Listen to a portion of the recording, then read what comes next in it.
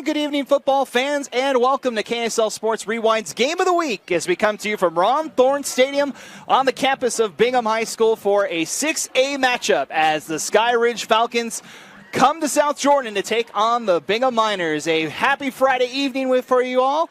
Matt Coma, Moose Bingham with you tonight for this broadcast. And Moose, we get to see two of the top defenses in the state in what should be a great showdown. Oh my goodness, the talent that's on this stadium is amazing. We've got Ami Mawala, we've got Deshaun Teolio, we've got phenomenal defensive linemen, but the backfield is really, really good as well with Charger Doughty and Tavian Edwards. I'm excited to see what's going down this week because both of these teams, they're not perfect. None of us here on earth are, but these teams in particular have something to prove. One's 2-1, one's 1-2, but who's going to walk out of here? Either it's going to be 2-2 or 3-1. So I'm excited to see if Bingham can find their offensive identity, get after it, and help that defense that's been so dominant. In Skyridge, they've had the one loss to Timpview, but they are mean. They're ready to go, and they're trying to prove that that was a fluke to start the season off. Well, let's talk about these two teams as we have the coin toss going on at midfield right now. Let's talk about the visiting team. The Skyridge Falcons come in. A last-minute score by Timpview is all that stands between them and perfection right now. They come in 2-1, as you mentioned, after the loss in Week 1 to Timpview. But back-to-back wins against some of the top teams in other states. Number 3, Liberty out of Nevada, and number 1, Cherry Creek out of Colorado last week at home. And this Skyridge Falcon team looks poised to make another deep run in the 6A tournament. Yeah, for the first game, Cannell Sweetwine, the 6'4", 200-pound junior, he's more of a dual-threat player than a pocket passer. He was trying to get his footing under him, but these last 2 weeks, when you see out-of-state opponents, you're like, oh, Cannell's figuring it out. My goodness gracious, here we go. And you hope to see the same thing from Aiden Dunn. Cannell has had the fortuitous circumstances of being in the program the last 2 years after transferring from Orem. But Aiden Dunn transferred like 3 weeks before the season, trying to figure out the playbook, trying to do everything he can to get going. And that's a difficult task. And I expect this week for Aiden Dunn to turn it on. Aiden Dunn will get the start again this week for the Miners. The Miners will receive the opening kickoff here. Again, the Miners, the defense has been solid all season long, but the offense just hasn't found a click. We're talking with Josh Johnson, the head coach of the Bingham Miners, before the game today, and said they've ran that I-formation pro-style offense for so long here at Bingham to go to a spread offense this season. It's taken an adjustment period, but they've been doing better and better offensively, and hopefully things click for the Miners tonight. Yeah, that I-formation is so ingrained into Bingham. They've had a few coaches that have come in and tried to switch it up, from Les Hamilton to Coach Jones the last few years. But I think this is finally the squad that they're like, all right, we have receivers in the NFL, we have receivers in college. Let's get some dominant receivers in high school as well. As the kick is underway from Blake Hester, it's a short kick. It's going to be fielded at about the 3 by Charger Doughty. And he'll get it out just past the 20. Or excuse me, that's number 6 on the program. That's Boston Singley that will kick things off for the Miners, and we'll see Aiden Dunn and the Bingham High offense. Aiden Dunn last week, 11 of 30, 159 yards, and a touchdown against Lehigh. The Miners were in that game, Moose, against Lehigh. It was a 6-point game at halftime. Just a couple of plays went the wrong way for the Miners in that second half. The Miners have gone through a gauntlet, playing the number 1 team in the state and the number 2 team in the state, according to me. That's a brutal schedule. And now they face the number 5 team ranked in the state of Utah in this Falcons offense. Dunn's looking to throw on first down. That one's short. Intended for Monty Tuau here on the near side. May have gotten tipped there at the line, it looked like. Just didn't come out clean out of his paw. So we'll see this Miner offense. 2nd and 10 upcoming, going against the stingy Falcon defense. Full with ton of college prospects, Moose. Absolutely, but if you're looking at this defense, the person you need to highlight is Deshaun Teolio, and he is number 0. Number 0. I'm looking up my roster. I'm like, where is that? He'll be in the middle of the field most of the night. The Boise State commit, as that one's blown up in the backfield by the Falcons. Believe that was number 27, Adam Warren, that was back there. Number 17, excuse me. That's Noah Bird that made the tackle. And Mason Oser also back there. And a 3rd and long here. It may have been Mason coming from the nose I saw the tackle 7. spot. I couldn't make out the other number, but I saw the 7. But either way, it's 3rd and 11 here for the Miners on their opening drive. Is it done? Looking to throw near side, and it's in and out of the hands of... That's Tuau again. And that will bring up 4th and long for the Miners. It's interesting. Monty Tuau, the freshman, they're really high on this kid. Can you imagine going from playing Little League to going under the Friday night lights, playing 18, 19-year-old kids out of nowhere, and you're just like, whoa, these kids are a lot bigger than the 14-year-olds I saw last week. Speaking of big fellas, we'll see kicking is Riley Wicker. And it's his first punt high in the air. It's going to make it about midfield. And coming up to grab it is Tavian Edwards, and he's dragged down around the 44-yard line. That's where Skyridge will take over. And we'll see this potent Falcon offense on the field for the first time, led by the juniors. You mentioned in the pregame, Keneal Sweetwine under center for the Falcons. Yeah, I really think that big old 9 Riley Wicker wants that one back. On the ball, it came outside, and he hit it with the side of his foot instead of getting the meat of the ball on that last kick. But it's okay because Tavian Edwards is one of the most electric returners in the state. Got about 2 yards on that punt return as the Falcons start 1st and 10. Pass over the far side's corralled down there by number 88 in the program for the Falcons. That's Davis Fyans for the first catch for the Falcons. Yeah. Keneal, you see him, he's got offers already from BYU and other programs. And it's really interesting to watch him where you're just like, okay, if this kid can figure out, he's going to be the top quarterback, not just in the state, but possibly in the country. Comes into tonight as the number 10 recruit in the state of Utah in the junior class. That junior class is absolutely ridiculous. We talk about it week in and week out, how potent that junior class is for the state of Utah. 2nd and 3 here for the Falcons, just past midfield. They'll fake the handoff. Is Sweetwine looking to throw into double coverage? It's tipped and caught. Weaving his way down is Hunter Sheffield, and a big gain for the Falcons. Yeah, absolutely ridiculous catch right there. Sometimes it's good to be lucky, sometimes it's lucky to be good, and that was both in one play. My goodness. A gain of 25, and it's a Spa Trouvé first down for the Falcons. 1st and 10 now from the 24. And the flag flies. It'll be offsides on the Miners. Got to hold your water right there if you're a defensive lineman. That was the other thing that the Miners need to clean up from last week at Lehigh, as the Miners took 14 penalties for 119 yards, Moose, last week against the Pioneers. Ooh. 1st and 5 after the offsides penalty. They'll send Fyans in motion. Sweetwine will hand it off for the first time. Zayden Salu weaving through traffic, and he's inside the 10. And it'll be 1st and goal Falcons. Against this front, you sit there and you're like, oh my gosh, I haven't gotten hit yet. What's going on? And he's like excited to get rumbling and rolling.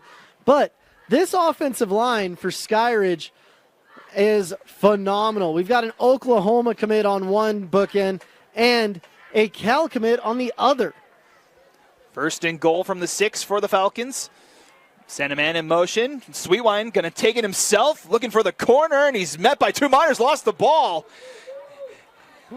As the Miners able to get in there. Suka Finau jarring that ball loose for the Miners. Phenomenal job. Whoever gets the ball wins the game usually, and you got to hold on to that real close. But bringing up a 2nd down, it's getting momentum because getting into the end zone against these Miners is a tougher task than mining the Bingham copper mine. 9 minutes to go in the game. Is Sweetwine going to give it back to Salu, and he'll get about 3 yards, and it will bring up a 3rd and goal now for Skyridge. Yeah, going into the teeth of this defensive line, you've got Ami Mawala, the high 4-star. You've got Will Vancott as well, and Jace Tupe, and a lot of other players that you're like, wow. 3rd and goal, and they just get it over the line. And Zayden Salu's got another touchdown, and the Falcons on the board on their first drive. Man, let's see what Bingham does. We were hearing rumblings they might be trying a few different offensive philosophies this week, and let's see if we can get a response from them. But amazing job by Skyridge getting down, going, and getting to where they needed to be. Blake Hester on for the extra point. That kick is up and good. So Salu with his 4th rushing touchdown of the season puts the Falcons up 7-0 early. I love watching both of these kickers. Blake Hester coming in at 5'11", 245, and Riley Wicker coming in at 6'2", 230. These are dudes that most programs, they'd be starting on the O-line and dominating, but they're like, heck, I can kick the ball as good as anyone, and you love to see that. That Skyridge touchdown brought to you by Alpine Surgical Arts. For all your oral surgical needs, see Alpine Surgical Arts. For wisdom teeth, dental implants, facial surgery, and reconstruction, Dr. Viewig and his staff will be happy to see you and your family and provide first-class surgical care. Located in Lehigh, Alpine Surgical Arts is conveniently located. Dr. Viewig will see you each and every visit to ensure the best result possible. Call Alpine Surgical Arts today. Our presenting sponsor for high school football here on the Rewind Sports Network. As Hester ready to tee this one up. And a high kick's going to be caught right at the line again. And trying to get to the corner is Jordan Thurman, and he's met by a flock of Falcons just shy of the 20. Man, so most teams, they want to just put the ball in the end zone, make sure it's safe. Not this Skyridge team. They're saying, hey, let's put it at the 1, make them return it, and see if we can get them below the 25. We'll spot it at about the 20, so it'll be 1st and 10, 8:29 to play in our opening quarter. That's Aiden Dunn in the offense. Try to go back to work here. Send a man in motion, handed off Isaac Larson up the middle. He's got 5 yards on first down. There are some big boys to run behind, and they'll take you right to the promised land. Isaac Larson isn't the biggest kid, coming in at 5'8", 165 for 5'8", Isaac. 165. And with him, you're just like, okay, he's an every down back for him, and it's just fun to watch. You're like, okay, let's go. Leads the team in rushing yards, 179 yards on the season so far for Larson. The transfer from Harriman. Falcons show pressure on 2nd and 5. That pass over the middle is incomplete. Intended for Tuau. Honestly, smart play right there, not throwing it up, protecting the ball, live to see another day. He's throwing it at the feet of his receiver, just kind of sidearming it because he had someone right in his grill. The pressure came for the Falcons there, brings up a 3rd down. 3rd down brought to you by Live Fit Systems. 3rd and 5 here for the Miners. 3 wideouts to the left, 1 to the near, a Lysert in the backfield. Pressure coming again. Dunn stays in the pocket, fires over the middle, and it's caught. Trayvon Johnson out to midfield, and it's 1st down Miners. Man, what a great catch right there. Getting down the field and double clutching it. I was like, oh no, didn't quite get it. And then he's like, oh yes, I did. Here we go down the field, and you love to see it. That might be the spark that gets this Bingham offense going. Gain of 23 on that throw, and the Miners out near midfield, 1st and 10. 4 wideouts in the formation this time. Pressure coming up the middle. Darts over the middle of his Dunn and finds 2 out for the first time tonight. And he's near a 1st down again for the Miners. This is the Aiden Dunn I'm used to be honest with you. Kid coming from Corner Canyon, barely lost a head-to-head battle for the starting spot over there with Helaman Kasuga, the 4-star, and he's got a lot of moxie. Gain of 9 on that one. Puts the Miners into Skyridge territory for the first time tonight. Spread it out with 4 wideouts again. Dunn, hands off Larson, stood up right at the line again. Say number 17 and 21 for the Falcons. It's Noah Bird and Luke Barris that are in there. It's really interesting. I haven't seen Deshaun tonight. Have you? Yeah, number 0 is not out there. I couldn't find it on the program, and now I can't find it on the field. And it's more important if we can't find it on the field because he's a dominant player. The Boise State commit, I was watching him against Timpview, and I was like, oh, my goodness, is there anyone in this state that can stop Deshaun? One of the top defensive recruits in the state of Utah. We'll keep you posted if we see him on the field as Tuau goes in motion. Dunn back to pass, looks to Tuau, and he can't corral it. And that brings up second down. It's tough as a receiver. You start hearing footsteps, you look up, and you're like, please don't hit me, but you got to look down and make sure the ball's in your breadbasket.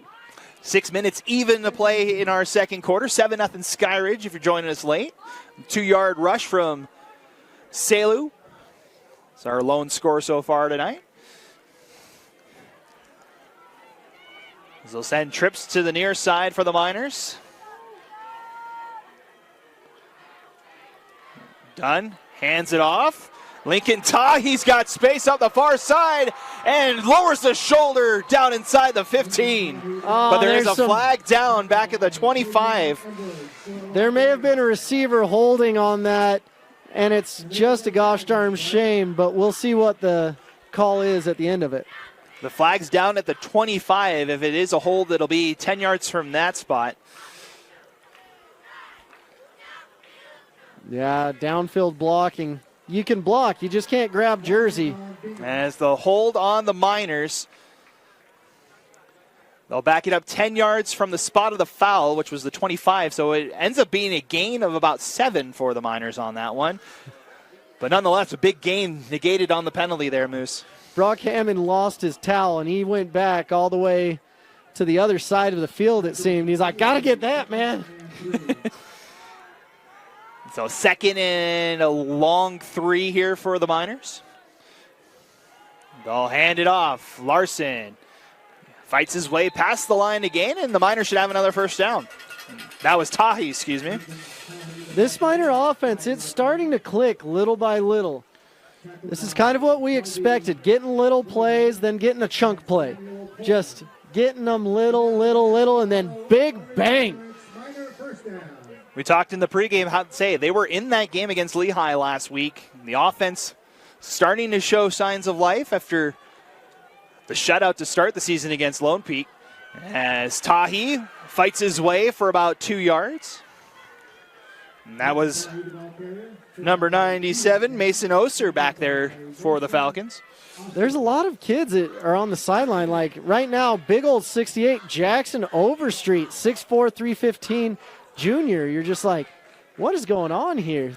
Some of the top players just aren't on the field right now. And that's what you start to see throughout the seasons. Injuries start to pile up quickly. 2nd and 8 for the Miners, 4:45 and counting. Corner number 1.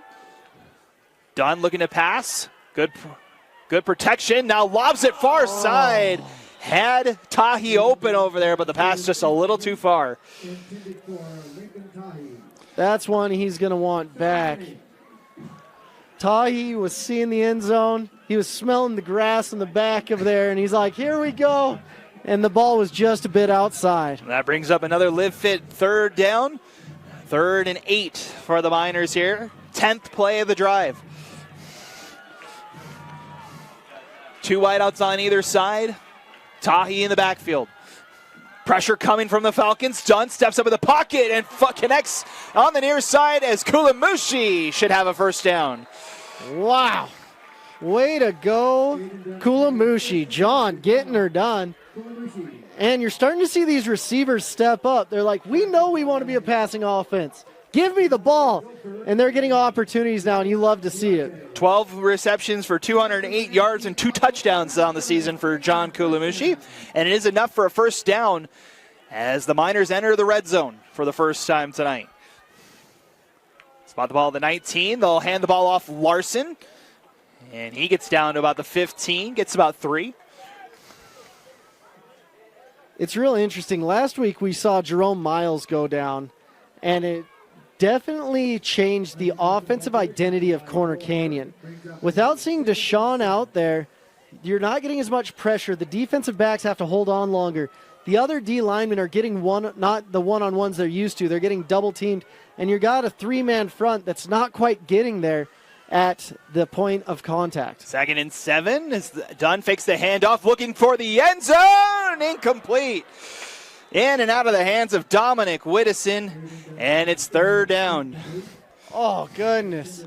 Look over your left shoulder, look over your right shoulder. See the ball go right through your fingers. It's like a scene from Mulan. Really tough break right there.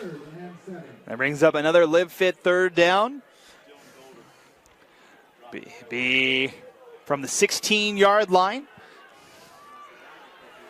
The Miners trying to answer that touchdown from the Falcons. Trips to the left for Aiden Dunn. Dunn back to throw. Far side. Two-house got it, but it'll be shy of the 1st down marker. They'll spot it at the 13-yard line. They're about 3 yards or 4 yards shy of the 1st down. Dunn is out there saying, give me a shot. Don't kick the field goal. Field goals isn't what win games. 4th and 4 here as the Miners quickly go to the line. Try to get the Falcons to jump offside. From my angle, it looks like they did. It looked pretty close from up here. As they'll send Whittison in motion. And the Miners elect to go for it. Dunn rolls out of the pocket. He's got room up the near side. He's got the 1st down as he's tracked down inside the 5.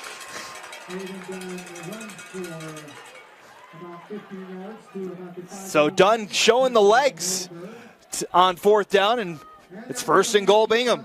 He's not typically the dual threat quarterback, but he's got some get up and go in him. I love to see that. He's like, hey, if no one's open, let's tuck the ball. Let's get what we need to live another day. And now they've got 5 yards from putting up the first points I've seen from them this season. Gain of 8 on that one for Dunn, and it's 1st and goal. Under 3 minutes to go in the 1st quarter. And 4 wideouts in the formation. Low snap, Dunn. Lobs to the corner, too high for Larson. And it brings up 2nd and goal. It's kind of hard as a receiver to judge that. Do you jump up or do you keep running through? And that's the tough thing. It's getting that connection in. That's the hard thing. With Dunn only showing up 3 weeks before the season, you create that chemistry through spring ball, through 7-on-7s, through all of these things. And Dunn showed up with about 3 weeks, and he's like, okay, here we go. Let's try to get something going. And you're starting to see the chemistry to get in there. I'm starting to see it week in and week out here for the Miners. 2nd and goal from the 5. This one they're going to hand off to Larson. Pinballs around. Still on his feet, and he's about the 1.5-yard line. Man. Spotted at the 2. And it brings up another live fit 3rd down. Looks like they're going big boy football right here. There's Jackson Overstreet. You mentioned him a little bit ago. He's in there now. This is my favorite formation. It's like, we're big, you're big, let's go. Tahi in the backfield as Dunn hands it to Tahi, and he's just shy of the line. They'll spot him right at the 1 as he reached out there. And now another decision for Bingham. It's 4th and very short. If you're a kicker, you're sitting there, you're like, please. But right here, the right choice. Let's see what they do. Dunn going to try and push the pile. It's going to come down to the signal here. Still no signal yet. Touchdown, Miners. Oh, Dunn.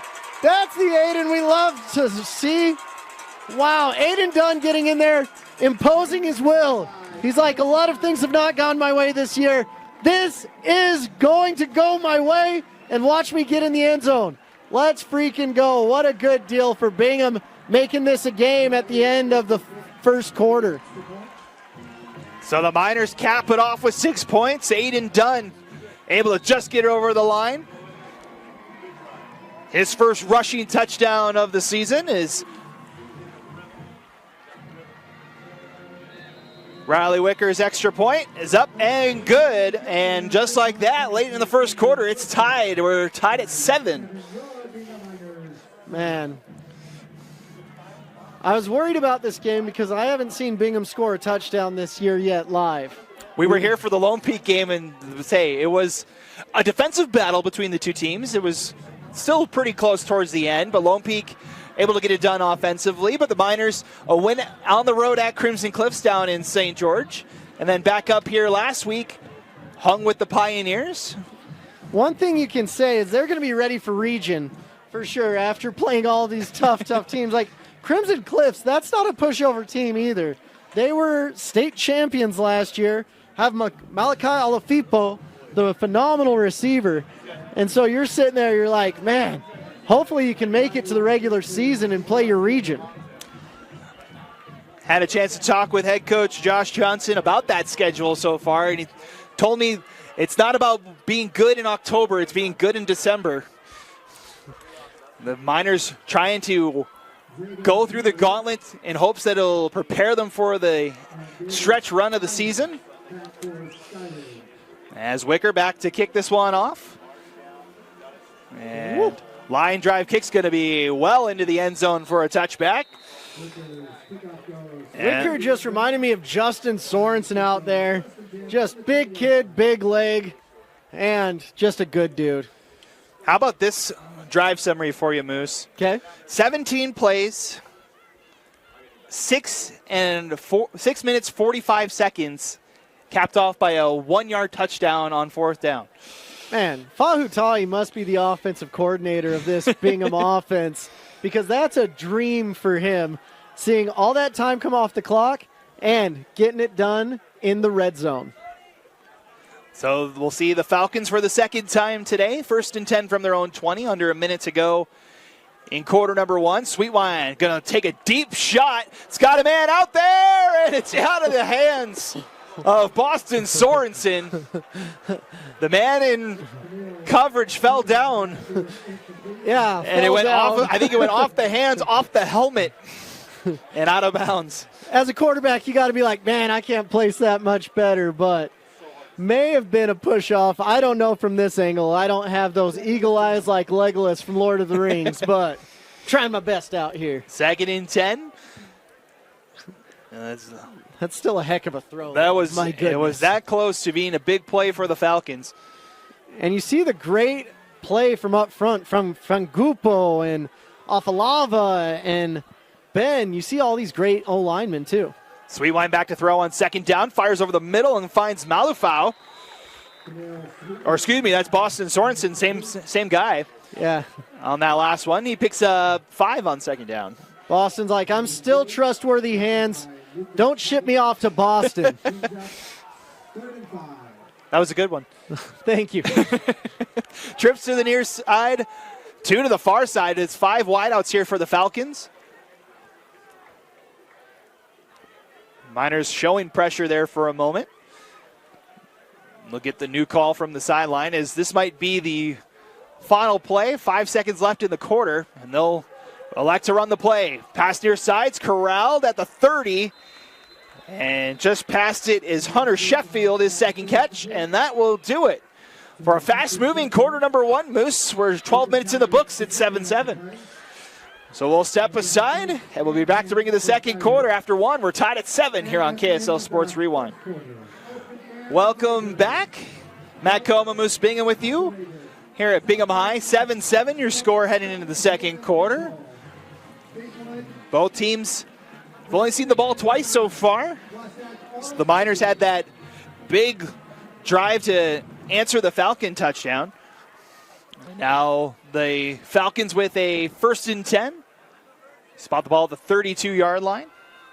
Sweetwine, pressure coming, and down he goes. Will Van Cott. He is going to get his eventually. You can't stay back there too long, or else Willie will get to the quarterback.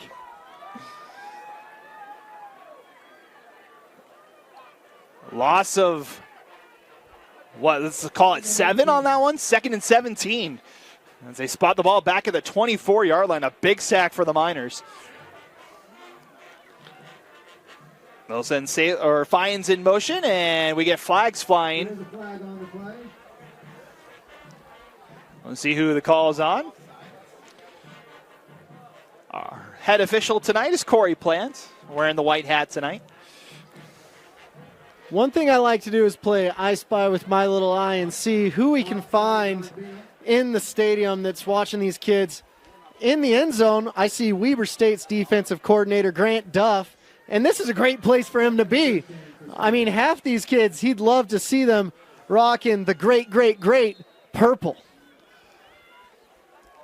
A lot of prospects out on this field on both sides of the ball as the Miners show pressure. 2nd and 13 now after the offside penalty on Bingham. Pass over the middle, finds his man. Boston Sorensen makes another catch, and he's got a first down. Boston's more than made up for that missed completion earlier with that key first down. Spotted at the 43. That's a gain of 14. And a new set of downs for the Falcons. That's another Spa Trouvé first down for Skyridge as they'll hand this one off. Adam Warren gets maybe a yard on that one. Man, I'm always impressed with Skyridge's O-line, and that's a big nod to Bob Stevens, the former Alta head coach. He was an O-lineman at BYU, got drafted by the Patriots, and unfortunately stepped on a golf ball, blew out his ankle, and then he became a high school teacher. Trips to the far side. Miners fake the pressure. Sweet Wine holds it on the read option, and he lowers the shoulder for another first down. Someone's got to check that young man's back of his jersey. Does it say Sweet Wine or Newton? Because that looks like Cam Newton rumbling down the field, getting that first down on that read option. Gain of 8 on that one. Sweet Wine picks up another Spa Trouvé first down. The Falcons in Bingham territory for the second time tonight. Get the play clock or play call from the Skyridge sideline. Head coach Justin Hem also doing the play calling duties for Skyridge on offense. As they'll set a bubble screen near side. It's caught by Jackson Burt. Great read by Lincoln Wilbur right there, number 4. Because if he wasn't there, that could have been going for 6. Able to disrupt that one. Gain of 4 brings up 2nd and 6. 3 wideouts on the top of your screen. Again, the Miners rush 5. Spinning out of the tackle is Selu. And he gets about 3 and brings up a 3rd and short. Man, this Skyridge team, it's so fun to watch, whether it's John Lehman or Justin Hem calling what's going on. But it's been interesting to watch because Lehman now, the athletic director, he handpicked him, convinced him to leave Brighton and be the OC for 1 year while they won state. And then all of a sudden, he's the head coach. 3rd and 4 for the Falcons. Sweet Wine pulls it down, and he's going to be met by the Miners. Jace Tupe finished it off, but it looked like Lincoln Wilbur started it. So Jace Tupe is a monster, has offers to a plethora of Division I schools, and he's a kid that you're going to want on your team. That's what you can say about 100% of this D-line for Bingham. 4th and 4 for the Miners. They need to get to the 36-yard line for a first down. 4th down here for the Falcons. Sweet Wine stays in the pocket, connects over the middle. Jackson Burt's got a first down. Fantastic catch. And he's holding his ankle. Oh. And shin area. Knee?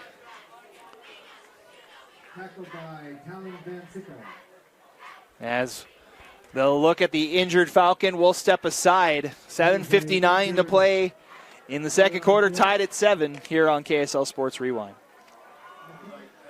Welcome back, as that is Jackson Burt on the far side there, having to be helped off. Such a shame. He's such a good player, and the offense is going to miss him. But sometimes it's about who can be the healthiest team heading into region, and then who can be the healthiest team heading into playoffs, because that's really the secret to winning football games. It's who you have on the roster. It is a gain of 20 for the Falcons there, so it's 1st and 10. Another Spa Trouvé first down as the Falcons enter the red zone, 1st and 10 from the 20. Oh. Someone Mala has. Peppa has to check out. Neil Laban checks in for the Miners. 4 wideouts for Sweet Wine, 1st and 10. They'll keep it on the read option and be dragged down after a gain of 1. Can't get very far when you've got 3 or 4 defenders coming down on you. And that was Neil Laban, the guy who just came in for Peppa with the tackle there for the Miners. Here's the crazy thing. They're basically platooning their D-line, and the guy that's coming in looks just as big and just as good as the guy that just went out.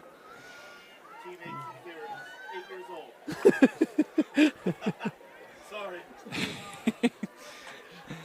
2nd and 9 here for the Falcons. 7:08 to play.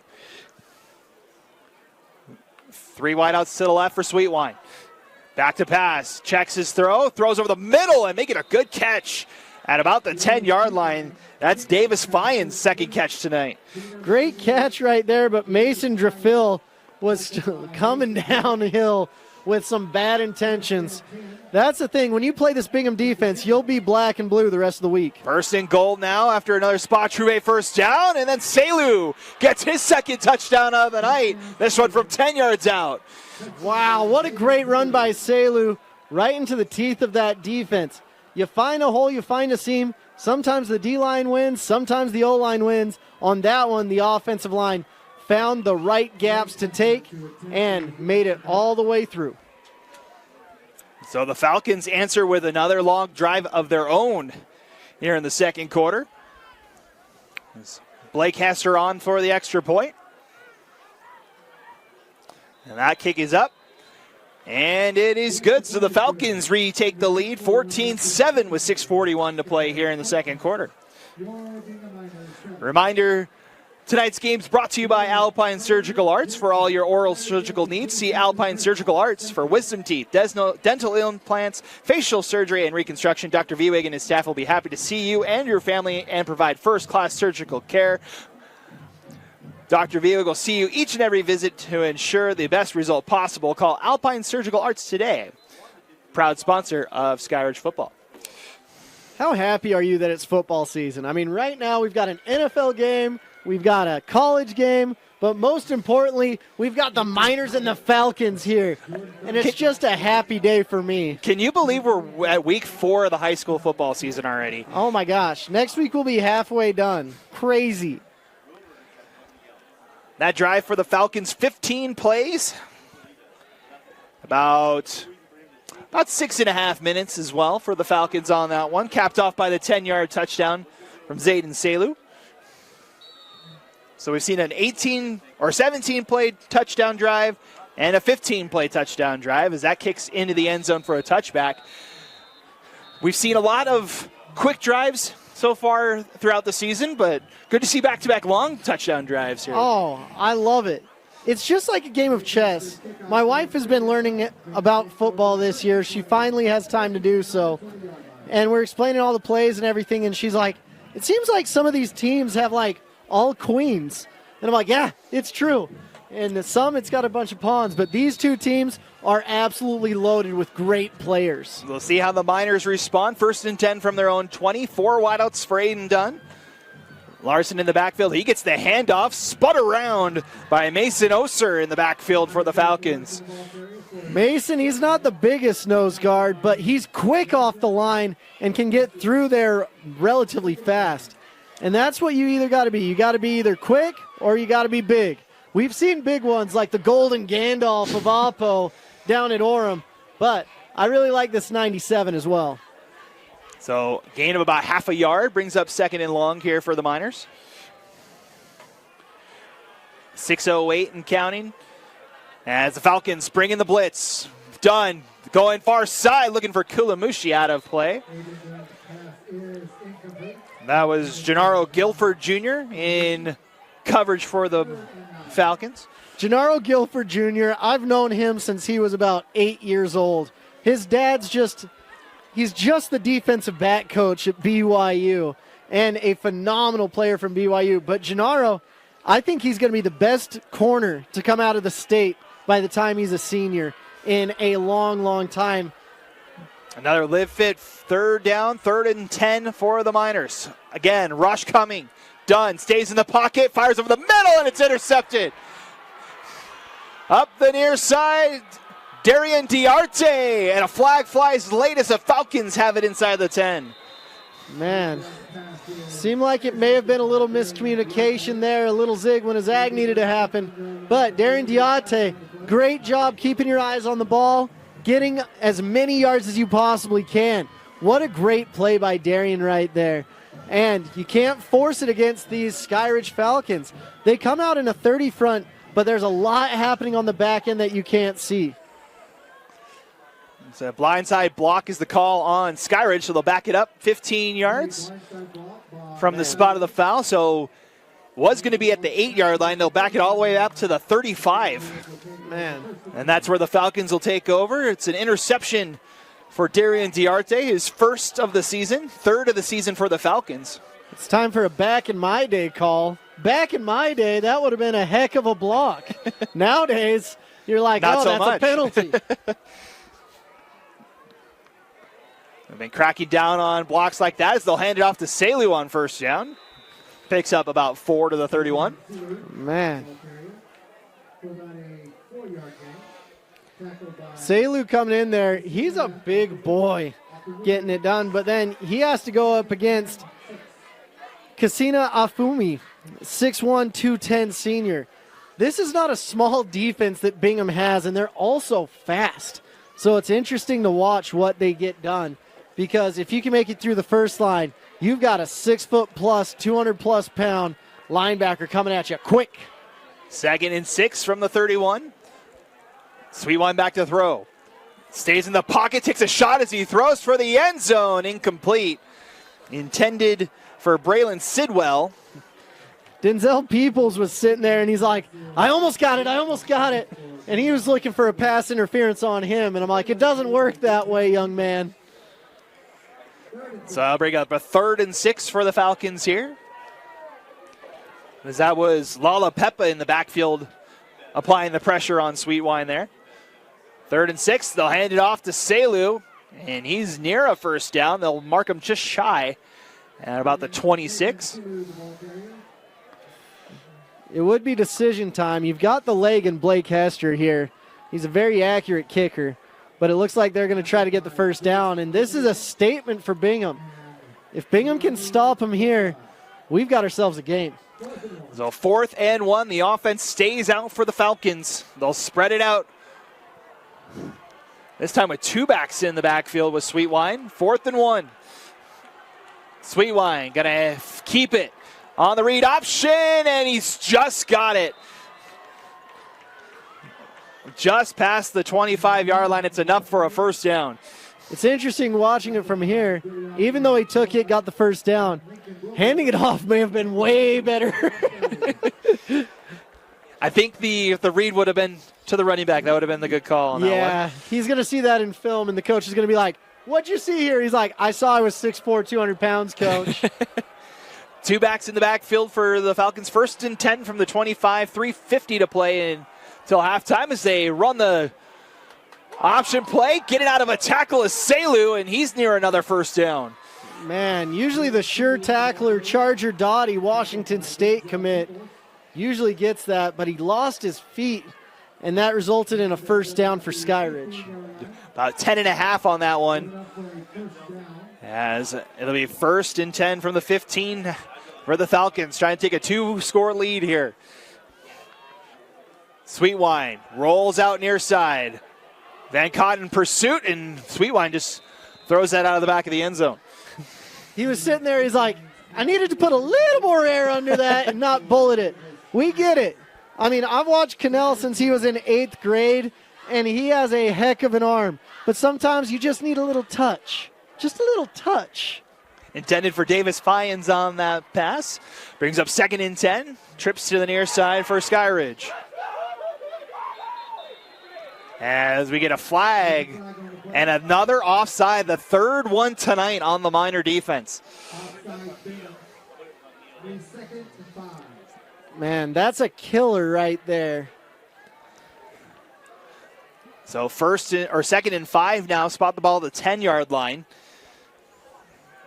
Penalties were a big thing on offense last week for the Miners. Now it's the defense. As Sweetwine on the read option spins out of a tackle and gets ripped down. Short of the line again. Suka Finau on the tackle. Just a little bit shy, but this is 4 down territory for Skyridge. I mean, if it's 4 down at the 30, it's got to be 4 down at the 12. Gain of 4, 3rd and 1. Need to get to the 5-yard line for a first down. As the clock winds now 3 minutes in counting till halftime. Sweetwine gonna pitch it.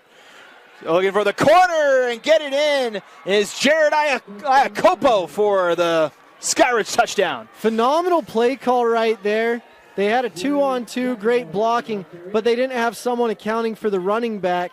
And when Sweetwine pitched it and the defender just dedicated himself to the quarterback, that play was over. You could have driven a semi-truck into the end zone from that play call. Great job by Justin Hem and the Skyridge Falcons right there.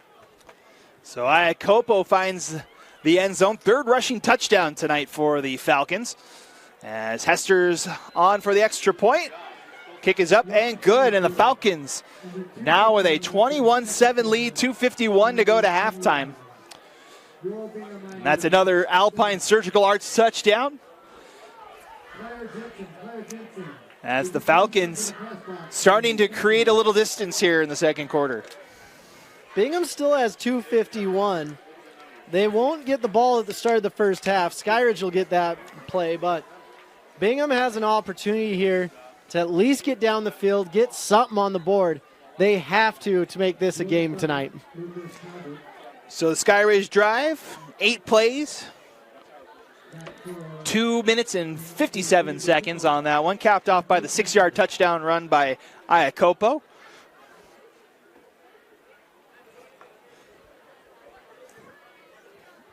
Both these teams, 1 game left after tonight before region play gets underway. The Falcons will be against Corner Canyon at home next week, while the Miners will head up to Syracuse. Yeah, both very tough games, both for very different reasons. Corner Canyon, they're a juggernaut. They're at Farmington tonight after playing Lone Peak last week and IMG the week before. But you look at these preseasons, the old Region 3, Region 4 is just a gauntlet, and Corner Canyon's kind of happy to be out of there, where they're playing in region instead of Skyridge, they're playing Copper Hills. Meanwhile, Mountain Ridge has, speaking of that region too, Mountain Ridge has just scored and taken the lead against Lone Peak. Oh, wow. 10-3 in that game as we see Teki Finau for the first time tonight, and he's got a first down. Teki Finau, a quarterback that was at Kearns last year, didn't follow Coach Rickards to Harriman. He said, I want to go to Bingham, and he's providing a little bit of a spark because of his dual threat ability. He saw a little bit of time at quarterback last week in the second half against Lehigh, was able to move the ball down the field. It's now in at quarterback for the Miners. And he can throw, too. Don't let him fool you. He's got 82 yards passing last week as the Falcons bring the house, and Finau just has to get rid of that one. Intended receiver on the near side was Gabe Bloomfield. He was sitting there. You've got a mental clock as a quarterback. You're like, 1,000, 2, 1,000. Oh, no, 1,000. Got to get this ball out quick. Pretty impressive on the jump pass as well. Thought it was Tim Tebow out there. Or Ben Moa. So the Miners send 3 wideouts to the far side. Lincoln Tahi in the backfield with Teki Finau. Pressure coming again, and Finau gets out of the first one and just has to get rid of it. As that was Sidiveni Tokolau in pursuit there for the Falcons. Yeah, Harvey Moyai was the first one there, the 6'3", 215-pound junior. But Tokolau celebrated better, so we're going to give him a shout-out. He was pretty pumped to be in the backfield on that one. Moyai, learn how to celebrate, and we'll give you a shout-out as well. That brings up another LiveFit Systems third down. As 4 wideouts for the Miners, 3rd and 10. Fee now to pass. This time has time. Fires over the middle. No one there for the Miners. There's a flag back at the 28-yard line. He's hoping for a roughing the quarterback, but I don't know if he's going to get that one, buddy. It might. Let's see who it's gone here. It's a hold on the Miners. We'll see if the Falcons elect to... They're declining it. Yeah, I would figure they would. Penalties decline, so that'll bring up 4th and 10. And we're going to see Riley Whitaker. Let's go. Riley Wicker will be back out for his 2nd punt of the night. So if we can get the ball over his right leg, good things are going to happen. We've got Tavian Edwards back there, and he's hanging out on the opposite 30, now the opposite 20. Good choice, Tavian. So Wicker gets this one off. A line drive kick this time. Takes a bounce at the 30. Stays in play and settles at the 25. A good punt that time from Wicker. As the Falcons will have 2:18 to work with here before the half. The one rule as a returner, don't let the ball go over your head, and he did that. So, kind of an interesting bounce, too. Looked like it was going to hop out of bounds and took a right turn at about the 30-yard line. Yeah, you try to get that end over end, and you try to get that rolling downfield. But the football is an oblong shape. I don't know if y'all know that. And you never know where it's going to bounce. So the Falcons back out on offense. 3 drives, 3 touchdowns so far for the orange and white. As the pass finds Fyans on the far side, breaks a tackle, and he's out past midfield. This is how quick this Skyridge team can get after it. You've got great protection for Sweetwine, and then all of a sudden, bang, bang, there's 30 yards. Gain of 28 on that one. Spotted at the 47. 3rd catch tonight for Davis Fyans. 5'9", 154 junior for the Falcons as Selu weaves his way through. Van Cott makes the tackle at about the 40. Van Cott just got his bear claw on the back of his jersey and said, hold up there, no more yards for you. Clock will run under 2 minutes to play, 1:50 and counting. As the Falcons 2nd and 3 from the 40.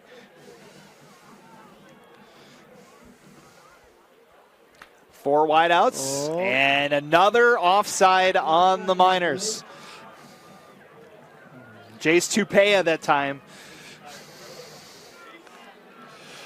And that'll be the 4th offside penalty tonight for Bingham. Honestly, what a great clap right there. Deserves its own applause. Penalty gives the Falcons a new set of downs. 1:38 to go. 1st and 10 from the 35. Fake the handoff. Sweetwine looking for the end zone. Incomplete. Intended for Sidwell. He was right there. I think next week Josh Johnson's just going to put some like earplugs in every single one of his D linemen's ears or some headphones or something. Be like, it doesn't matter who's clapping. Don't jump. It's been the penalties the last 2 weeks for the Miners that have been the Achilles heel so far. As this brings up 2nd and 10 after the incomplete pass. 3 wideouts to the near. 1:33 to go to halftime. They'll send Iacopo out to the left, and we get another flag. Skyridge didn't hear a clap, but there was some shifting on the D line, and they're like, whoa! What's going on here? So back it up to where it was previously. So be 2nd and 15 from the 40. Still 1:33 to play. It's the Falcons trying to take a 3-score lead before halftime.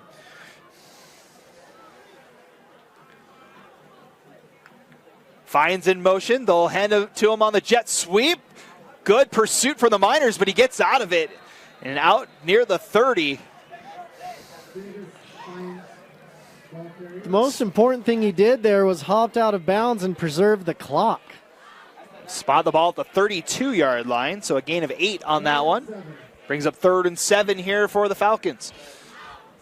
Now, if you look at the trips to the bottom, they're not matched up very well. So look to a pass out here to the far side.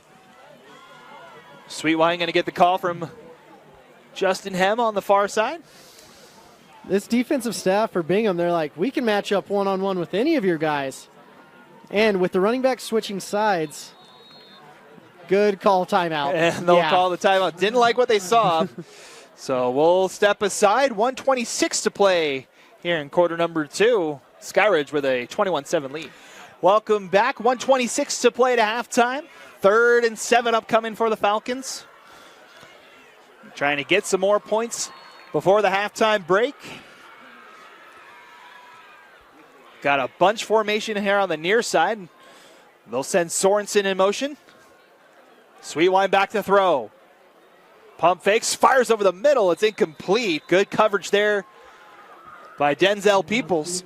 This is where Blake's got to be in his coach's ear saying, let's kick it, come on.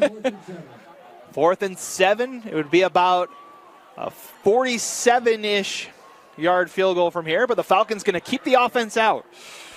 Unfortunate. 1:21 to go, 4th and 7 here as the Miners show 6 at the line at the moment. Falcons get a new call from the sideline. Miners still show pressure. 4th and 7, they'll rush 5. Sweetwine near side, it's intercepted. Charger Doty, green grass in front of him. And Doty still on his feet. Charger Doty upended near the 22, and a big play for this Bingham defense. That is the difference when you have a Charger Doughty in the backfield. Wow.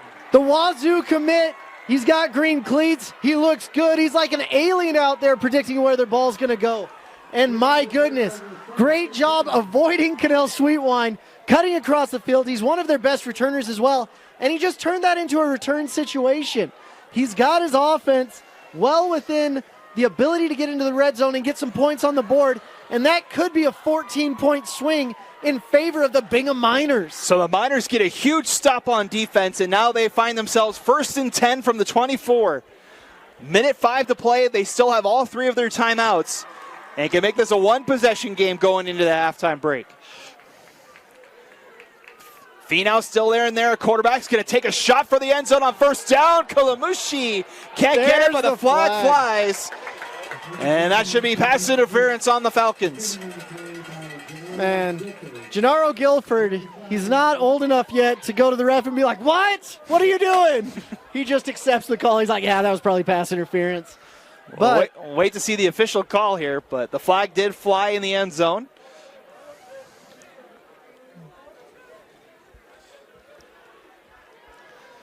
Here's our call. Pass interference is the call on the Falcons. They'll move it 15 yards up. They'll spot the ball at the 12-yard line. So the Miners can still get a 1st down at the 2. 59 seconds to go. Finau in the backfield with Larson. Falcons showing pressure.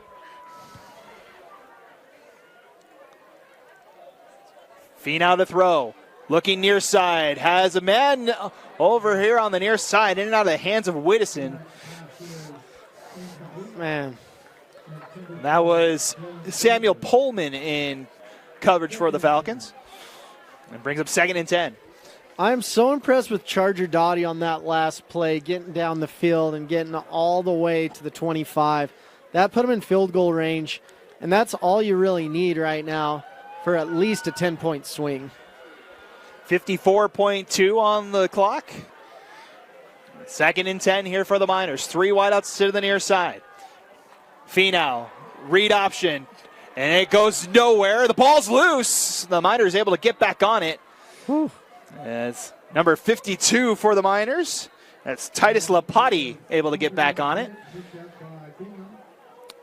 And I think a timeout called by the Miners here with 43 seconds. So they keep the ball. It'll be 3rd and long here for the Miners trying to get on the board when we come back. Welcome back. 43.9 to go in our second quarter. Bingham facing a live fit third down here from their own 14-yard line. 3rd and 12 after the loss of 2 on the read option. Send a man in motion. Finau. And whistles fly. Another flag down, and it's a false start on the Miners. Man. Looks like the player in motion didn't quite not go forward on that one. So back it up 3rd and 17 from the 19 now. The nice thing is you're still in field goal range now, but you're making a more complicated field goal the farther back you go. 42 seconds to go. Clock still stopped. As the Miners trying to get something before the halftime break here. They can get to the 2 and get a first down still.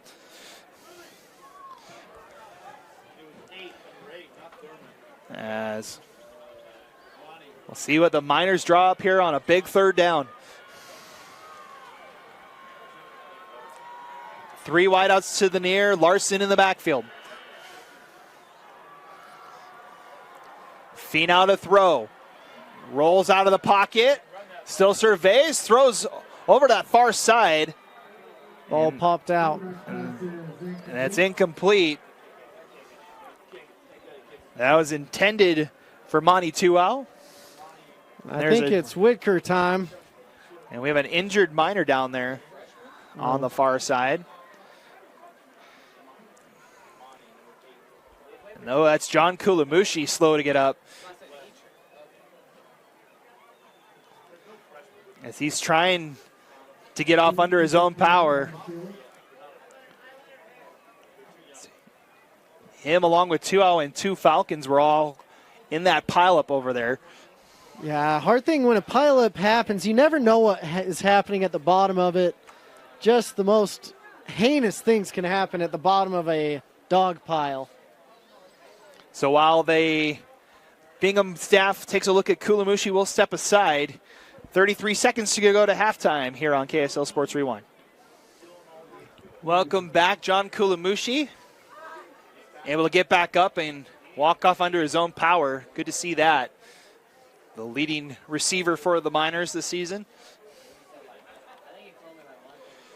Meanwhile, update from just down the road in Harriman, the Lone Peak Knights, a big touchdown play. They take the lead back over Mountain Ridge. Still a 17-10 game, though. Ooh. So it'll be Riley Wicker setting up for a 36-yard attempt. Try and give the Miners some points here. Kick is up. It's got the distance. And he splits the uprights. There's no better feeling in the world than looking under the post and seeing those zebras put their arms skyward towards heaven. You just love to see it, and it brings hope to everyone's hearts. Second field goal of the season for Riley Wicker. Season long for him as well. His only field goal so far this year is only 18 yards. We saw a good kick from him our first game, but it got called back. It did. And we're just like, oh no, taking kicks off the board. No one wants to see that. So 27 seconds to go to halftime. We'll see how aggressive the Falcons elect to go here. As the Miners get 3 points on what looked like the Falcons were on the move. The interceptions shifts the field in the other direction, and the Miners able to get 3 points out of it. Scoring drive, a minute 3 off the play clock, 5 plays. Capped off by the 36-yard field goal from Wicker. Honestly, great. If you told Bingham they'd be going into this at the end of the season, before the game, they'd be stoked out of their minds. Wicker on to kick this one off. Ooh. This one will make it into the end zone, so the touchback. And the Falcons will have 27 seconds to decide what they want to do here. It used to be that if a kicker in high school put the ball in the end zone, everyone's like, wow, did you see that? Now, if you're not hitting it in between the posts, it's like, what are we doing here? Come on. I believe Wicker actually hit one of the uprights last week against Lehigh. He did. On one of his kickoffs. And Finn. I mean, there's so many talented kickers on both sides of this team and throughout the whole state. We've got multiple All-Americans this year in the state. Sweetwine's going to try and kneel this thing, but the flag flies. Mawala's like, yeah, wait up. And a false start on the Falcons. They'll back up 5 yards, but we'll most likely kneel this one down to the halftime break. Which a quick half it was. Just past an hour gone so far. It's been a fast-moving, I'll call it a quarter and a half. The last 5 minutes kind of slowed down a little bit. Yeah. But it's been a fun one as the Falcons kneel it down, and that will bring us to our halftime break. So the Miners are hanging with the Falcons. It's 21-10 as we head to the halftime break. Your first half thoughts, Moose? Oh, I am just impressed with Cannell. He's had a pretty good game so far. Charger Dottie, when you have your stars and they show up, it makes a difference. And I've been really impressed with Gennaro Guilford Jr. as well. So being a sophomore corner is tough, but there's still a lot of game to play. I can't wait to see what unfolds the second half. So the Falcons will get the ball to start the second half, and we'll bring it to you when we come back at the half. It is the Skyridge Falcons 21 and the Bingham Miners 10. You're watching the Game of the Week right here on KSL Sports Rewind. We'll be back in just a little bit. High School getting ready for our second half between the Miners and the Falcons. Skyridge with a 21-10 lead. Matt Coma, Moose Bingham with your KSL Sports Rewind Game of the Week. And Moose, a pretty entertaining first half between these two schools. I was not expecting this. Bingham is putting up a huge fight, getting everything done, and it's fun to watch. You're just like, okay, let's freaking go. Bingham is showing a lot of life. It's interesting they're going 2 quarterbacks now with Finau and Dunn. So we're going to see who comes out in this next series. But both of them have strengths. Both of them have weaknesses.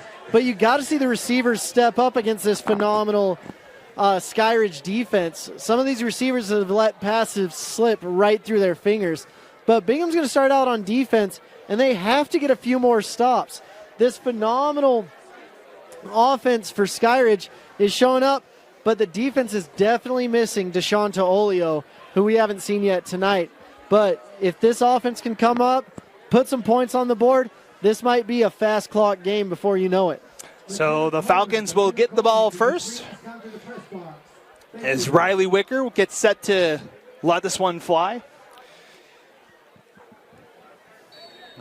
As we get ready to start our second half.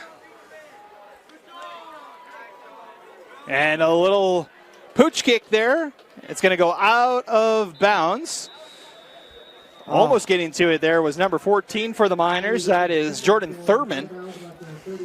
But so that was a really interesting pooch kick because you do the one bounce. It was really popular in the NFL where you do the one bounce and pop it up. And he was trying to do that. He just ran at the ball a little bit too fast and needed to slow down because that gave the ball enough kinetic energy to pop up and fly out of bounds. So the penalty will spot the ball at the 35-yard line where we'll see the Falcons on offense. Their drives in that first half, Moose, 3 touchdown drives and an interception on their 4 drives in that first half. And it looked like before the interception from Charger Doty, it looked like the Falcons were going to score 4 for 4. Yeah. So Cannell, he's really earning his stripes right now, going through it. It's okay to throw an interception every once in a while. But those 3 touchdowns were a great way to start the game for sure. So Sweetwine in the Skyridge offense, ready to go 1st and 10. The defense, not so much. It was Casina Afamui that had to check out for the Miners as they'll hand off on 1st down. And Salu's got about 6 yards on that 1st down carry. Ami Mawala doing a great job plugging up the middle, but you need other people to fill in there. Give him 5 on that one, so 2nd and 5. Zayden Salu had 2 rushing touchdowns in that first half. One from 10 yards out, another one from 2. As he's in the backfield with Sweetwine. 2nd and 5. Send a man in motion. Sweetwine rolls far side. Checks it down to Sorensen. And he's just shy of the first down marker.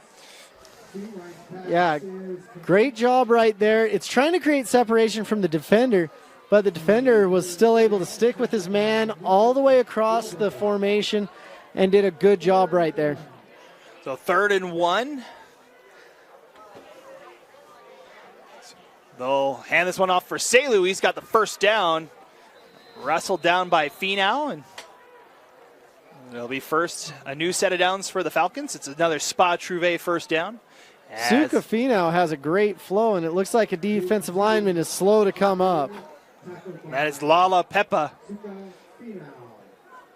the big 6', 310 senior in that middle of the Bingham defense. I'm sure he's related to another Pepa, Samote Pepa, who's at Bingham. Little brother of Samote, and another offside penalty. As this one's on Ami Moala. I have never seen so many offsides penalties in a game. I believe that's the 5th or 6th offside tonight on the Bingham defense. Brings up 1st and 5 from the Bingham 47.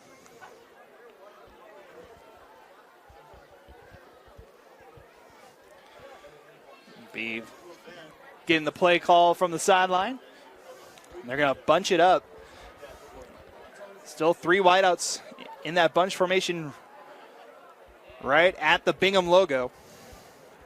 Fines in motion.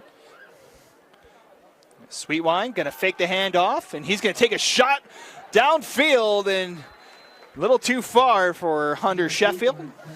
Travion Johnson got his head around, or else that may have been a PI. But it's interesting. We're still doing hand signals in high school, but in college they're getting the headsets in, if you watch that documentary. And who knows if you're going to get headsets in high school pretty soon. Say, it's been becoming a more and more popular technology item in the sport of football as they'll hand this one off to Selu, who's got the corner on the inside here on the near hash mark, and he's got a big gain there for another Spa Trouvé first down. Spot the ball at the 35. That's a gain of 12 for Selu. Of course, we saw in the Chiefs-Ravens game last night, Patrick Mahomes had a couple issues with his headset in his helmet a couple times.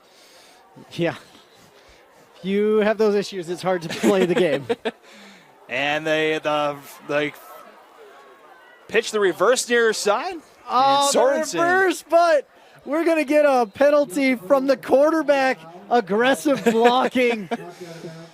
Sweetwine was the lead blocker there, and the flag's down at about the 32. Sweetwine's trying to argue on the reverse, but he's like, come on, I was clean in that block. You weren't.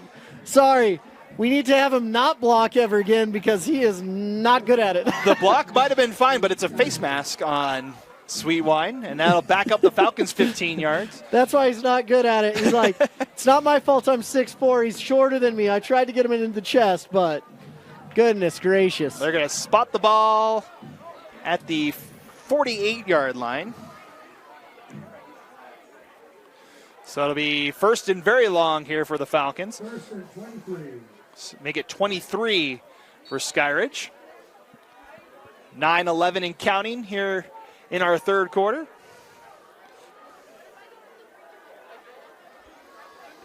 Trips to the far side for Sweetwine. Sets up the screen.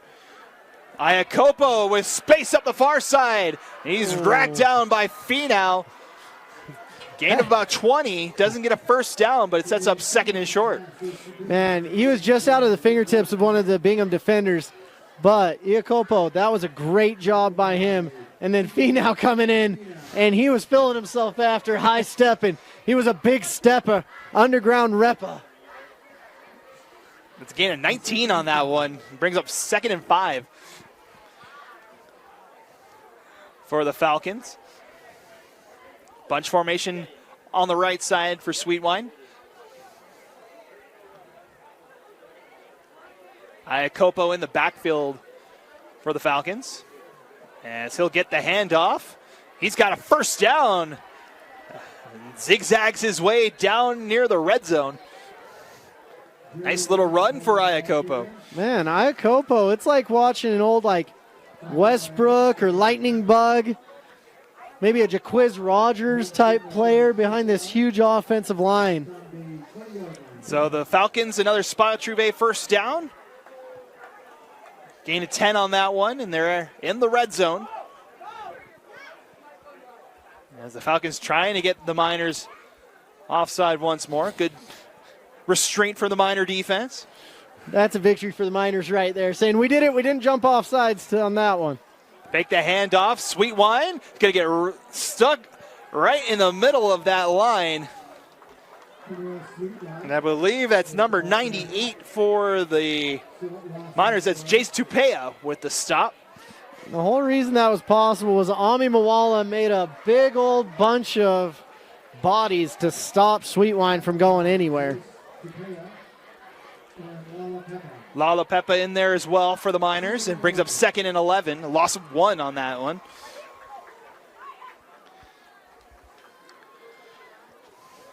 Coming up on the 9th play of the drive here for Skyridge. 7:09 and counting. It's our third quarter. Send a man in motion, and it's bobbled by Fyans back at the 25. Able to fall back on it, but a big loss for Skyridge on 2nd down, and now 3rd and long.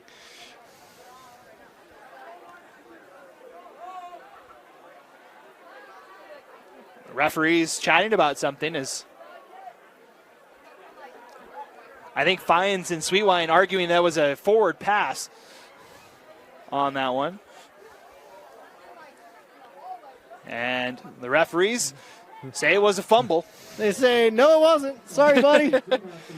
It's a loss of 4 on that one.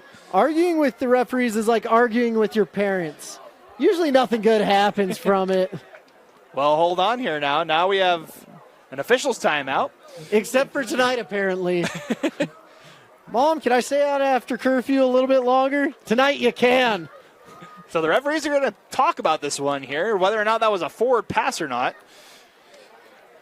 I think every single quarterback needs to be in debate and see what they can do with the refs. Talk before the game. Say, hey, let's talk about this a little bit. While the referees chat, we'll go through some scores around the state of Utah. The former #1 team in the state, the Corner Canyon Chargers, lost to Lone Peak in that thrilling game that you and I got to call last week, Moose. No problem so far tonight at home against Farmington, 35-0 at the half. Wow. Should we talk about the big game? BYU, it looks like they're going to win. They have the ball with 1:25 left, up 18-15. The Cougars trying to get a big road win to get to 2-0. Big row from here. Other scores from the high school scoreboard. Lone Peak in a tight one with Mountain Ridge just down the road. 17-10 at the half. The Knights with the lead there. Don't sleep on the Sentinels, Moose. No, their quarterback has a great last name. It's Bingham, Wyatt Bingham over there, and he's doing a great job. Meanwhile, another 6A battle. Riverton and American Fork tied at 10 at the half. Wow, did not see that one coming. So we'll keep you posted on some of the other scores from around as we're ready to get back underway. It is 3rd and long here for the Falcons. Need to get to the 10 for a first down.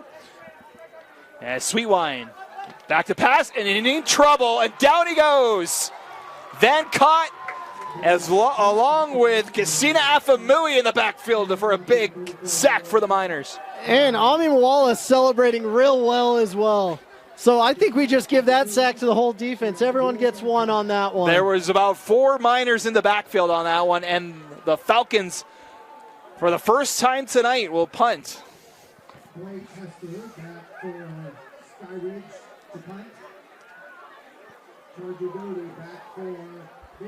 That was a loss of 10 on the sack there. Is Hester going to kick this one? Try to pin the Miners deep. That one, not a whole lot on it. It's going to go out of bounds near the 20. And they'll spot it at the 21-yard line. So a good hold from the Miners to start the second half and now have a chance to dig into that Falcon lead. Yeah, on that punt, it's hard to go from kicking field goals and kickoffs to punting. Both of these punchers and kickers are asked to do that. It's a different leg swing, and people ask why. I'm like, it's like going golfing all morning, playing tennis in the afternoon, and then hitting a baseball in the evening, and then asked to do all three at the end of the day, one after another. Update from American Fork. The Cavemen have just found the end zone at 17-10 early in the third quarter. As the Miners get ready to go, 2-0 in motion. They'll hand it off to Tahi, and good gain there on first down. Man, all these Region 2, Region 3 matchups are interesting. Region 3 is, they're saying, oh, we're the best region, blah, blah, blah, blah, blah. But Region 2 is flexing their muscles, saying, hey, we can hang with anybody. Be a fun finish to the season, see how these teams go in region play. As they spot the ball at the 28, so a gain of 6 on first down for Tahi. 4 wideouts again for the Miners. They'll hand this one off again. And that one was disrupted immediately. That's Mason Oser. He's been in the backfield a couple times for Skyridge tonight. The 6'3", 205 kid is sitting there. He's like, I can get her done. And you, of course, can, Mason. I like seeing 97 out there. It's a loss of 1 on the play. It brings up 3rd and 5. Another Live Fit Systems third down. The Miners trying to get something going here, first drive of the second half. Dunn back in at quarterback, throwing near side, too far for Tuau. And that brings up 4th down. Both of these defenses flexing their muscles to start the second half after the offensive explosion that we watched. So after the Falcons punt, it'll be a 3-and-out here for the Miners. Riley Wicker back in to punt, 3rd punt tonight. The lineup from his own 12-yard line. Back to receive is Tavian Edwards. Wicker gets a lot of this one, forcing Edwards back to his own 32. Edwards, spin move at the 45, and that's where the Miners will track him down. There is a flag on the field, though, near the line of scrimmage. Yep, it's down at the Bingham 28-yard line. We'll see what the call is here. The defense is apprehensive walking onto the field because if it was on the Skyridge D. And it's an illegal formation on the Miners. First down. So the Falcons will keep the ball. With 4:06 to play here in quarter number 3. And Skyridge will get good field position to start. They'll spot it at the 50-yard line.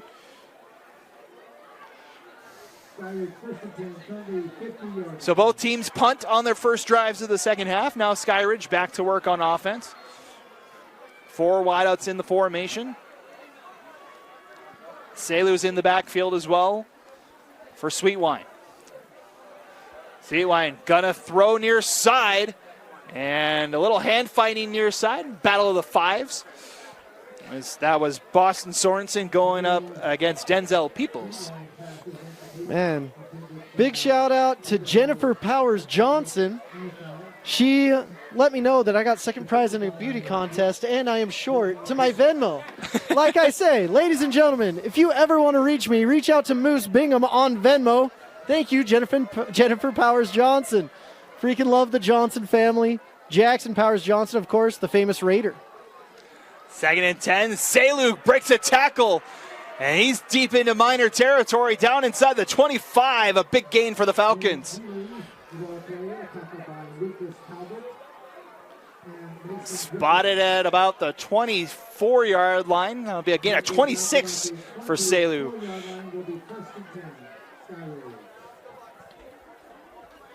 So the Falcons knocking on the door once again.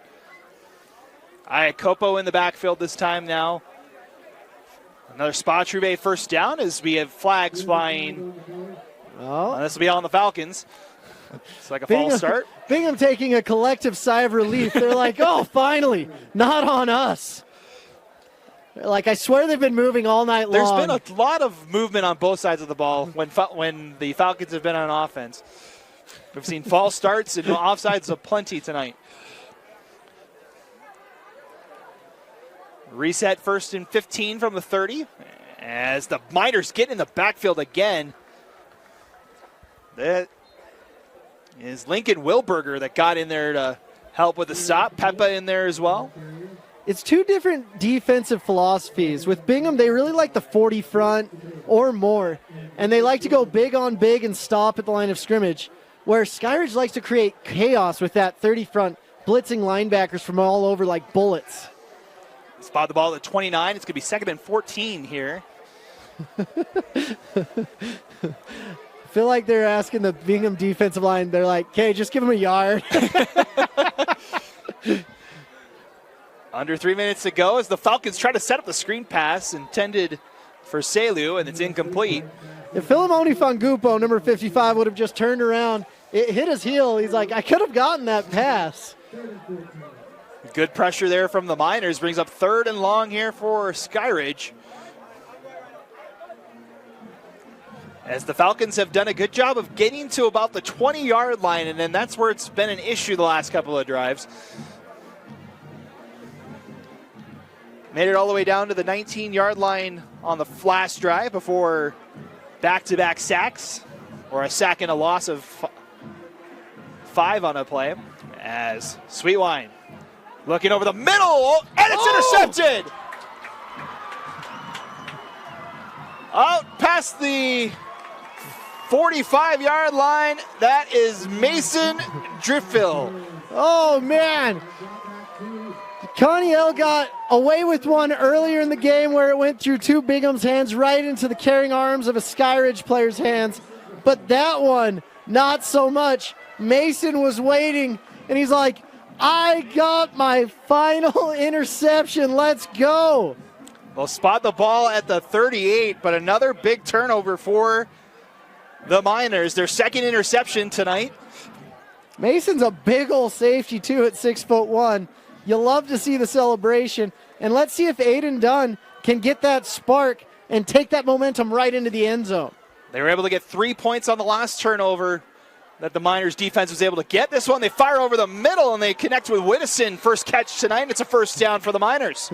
Whittison was sitting there, and he's like, oh, no, Gennaro Guilford, here he comes. And he's like, okay. Gain of 12 on that one. So the Miners on the move here late in the 3rd quarter, 2:13 and counting. Trying to make it a 1-score game here if they can get in the end zone. Could also make it a 1-score game if they get a field goal. Be an 8-point game as they hand it off to Larson, who's got 3 on first down. That's what you love when you're calling a game with Matt. He's a mathematician. He's like, okay, 21 minus 13, 8, 1 possession. I had to do Let's the math go. a little bit. He'll do it so you don't have to. Just sit down and enjoy the game. Grab your popcorn. And, no, you can reach out to us on Venmo. 2nd and 6 from the 46-yard line. 1:30 and counting in our 3rd quarter. Falcons show pressure. 6 in the formation, and Dutton pulls it on the read option. Tried to cut that outside. He gets about 3 yards there before he was cut down by the Falcons. That was almost like a Peyton Manning read option, where even the offense was like, whoa, whoa, whoa, whoa, whoa. Didn't see that coming, but it was the right read. Fantastic job by Aiden Dunn right there, and giving them a 3rd and 3. Very doable down, but I believe we're in 4-down territory here. Spot the ball at the 43-yard line. They need the 40 for a first down. Clock's rolling, 12 seconds left. Play clock down to 10. The Miners got to hurry. This is the 3rd down call here. A Live Fit Systems 3rd down. They get the snap off. It's done. Rolls out of the pocket. Fires near side looking for Tuau. Yeah, really hard when Tavian Edwards is right there, picking the pocket of Tuau. And he's saying, hey, I played corner all last year. I know I'm at safety, but I know exactly what I'm doing in man-to-man. So it brings up decision time for Bingham. It's 4th and 3. 34 seconds to go here in our 3rd quarter. I'd almost be tempted to do the heavy package. I just love the heavy package. It worked for them on the touchdown drive back in that first quarter, as Tahi and Dunn make their way out into the huddle, and we're going to get a timeout called by the Miners. Only 5 seconds left on the play clock there. So the Miners will take a timeout late in the third quarter. We'll step aside as well. Miners with a big decision coming up on fourth down. Welcome back. Big fourth down upcoming here for the Miners. 34 seconds left in our third quarter. And the offense stays out, Moose.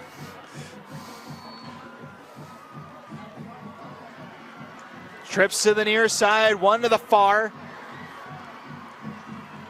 Big play here. Dunn taking it himself, and he won't get there. The Falcon defense holds. Exuberance from the Falcon sideline and devastation for Bingham, knowing that they have to get some points on the board. But this has been a defensive battle this third quarter. As that's Oser in the backfield once again to stop that one. It's short by 2 yards. And the Falcons take over on downs. Who needs the Ozarks when you've got Oser just sitting there making things scary for the Bingham offense?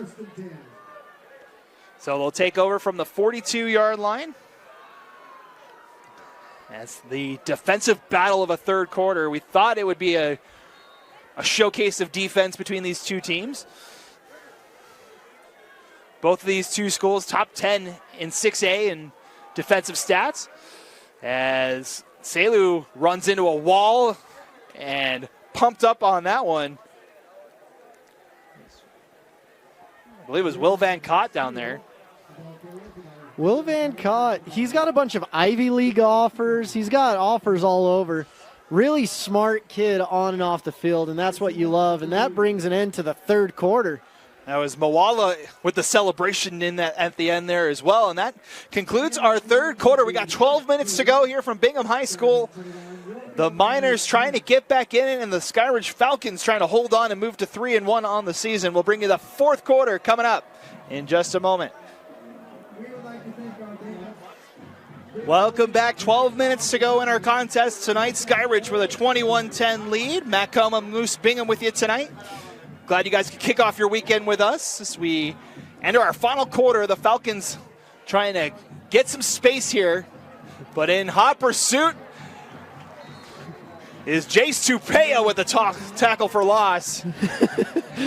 Yeah, I'm loving this Bingham defense. Whoever does anything good, they're like, let's all party in the backfield. Here we go. Oh, my goodness gracious. This front seven, it's exciting. It's like watching the old front seven with Manoa Pakula, Kesni Tausinga, Seni. You see the highlight of the defensive line from the Bingham of old, and that was the tip of the spear for those Bingham teams in the early 2000s. That was Finau and Moala celebrating after Tupea's tackle for loss on that one. So the Falcons with set 3rd and 13 here. They're going to air it out, and a man's wide open at the 40. Cuts back, and he is gone. Hunter Sheffield with a big play and a touchdown for the Falcons. Oh, my goodness. You can play D-line fantastic all night long, but if you don't have a DB matched up, that's going to be a massive problem. Great throw by Cannell Sweetwine, finding his man and being like, oh, my gosh, he is as open as 7-Eleven at 3 a.m. That's a 61-yard touchdown for Hunter Sheffield, and that's a big one for the Skyridge Falcons as they increase their lead here in the fourth.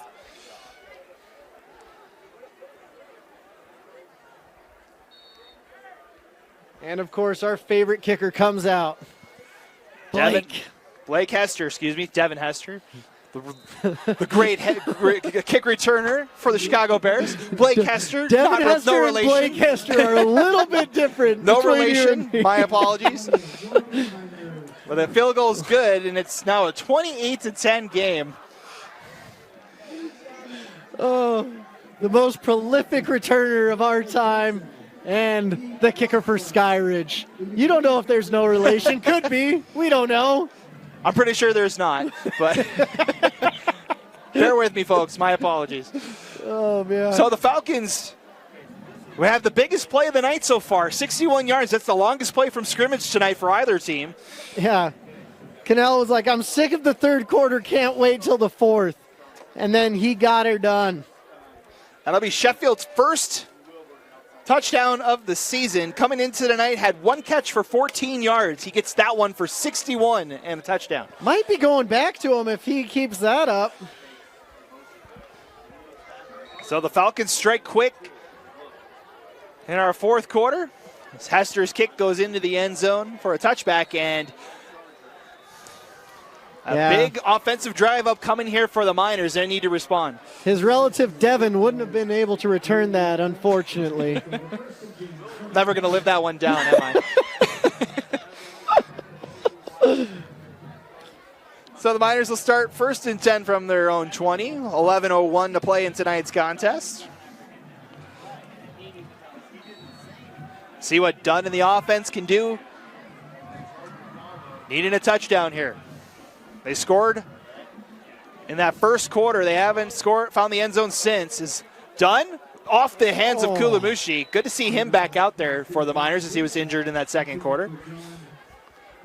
But in and out of the hands and incomplete.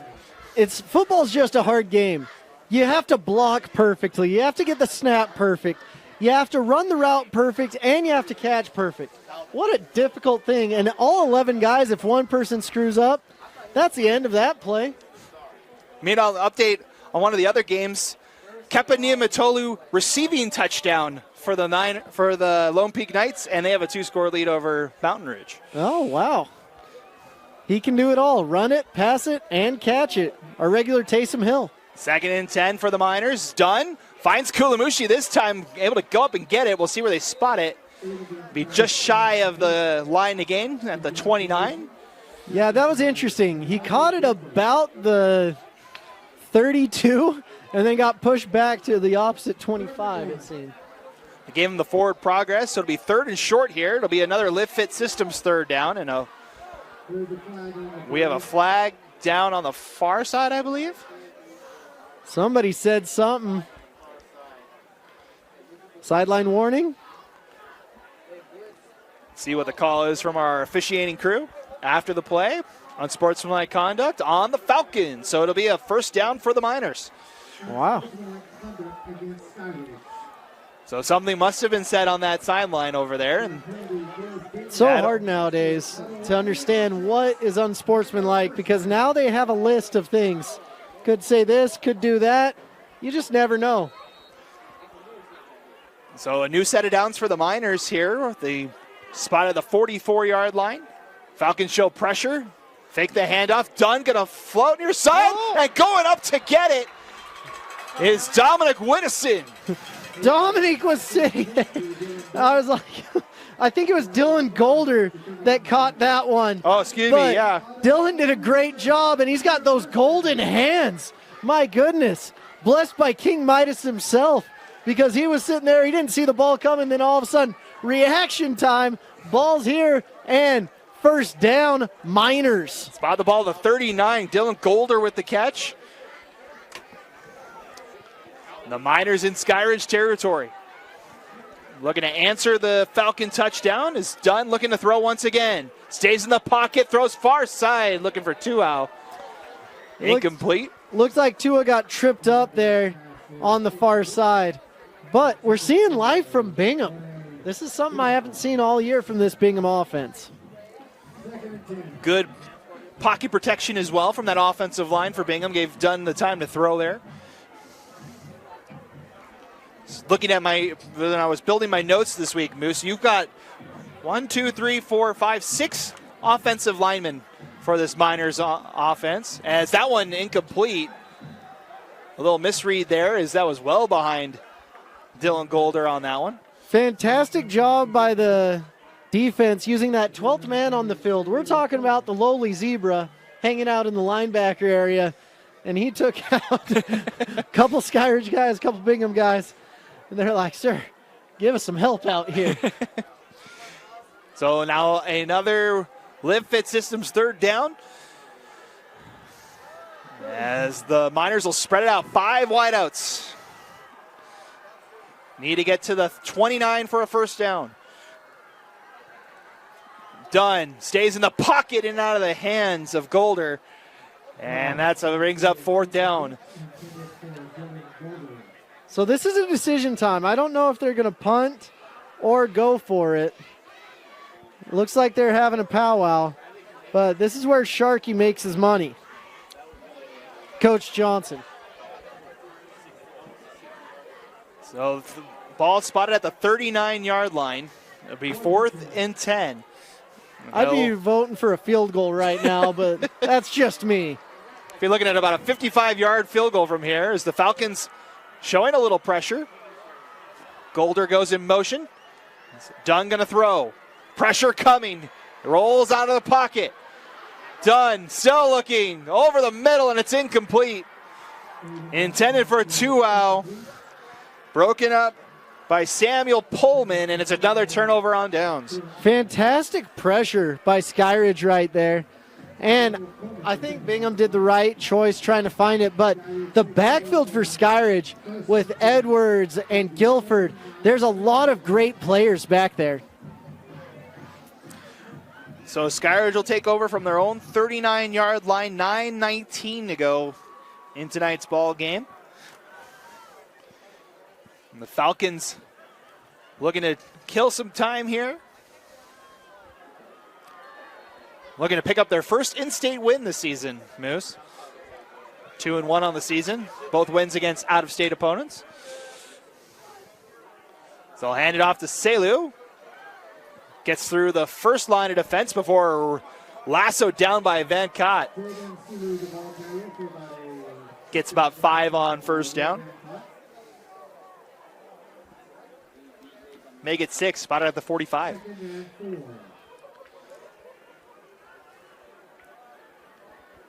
Four wideouts this time for the Falcons as they're in no hurry to call a play at this point. 18 left on the play clock. And so they'll hand it off again to Selu. And again, runs right into the arms of Van Cott. Back-to-back tackles for him. Great job saving yourself. We almost had to go to the hardwood real quick with the play clock. Mixing up my games. My apologies, folks. This is football, ladies and gentlemen. Oblong ball, not a sphere. Still fun. Basketball season was fun, though. I will say that. Had a lot of fun calling games for KSL Sports Rewind in the winter. Do it again coming up in December.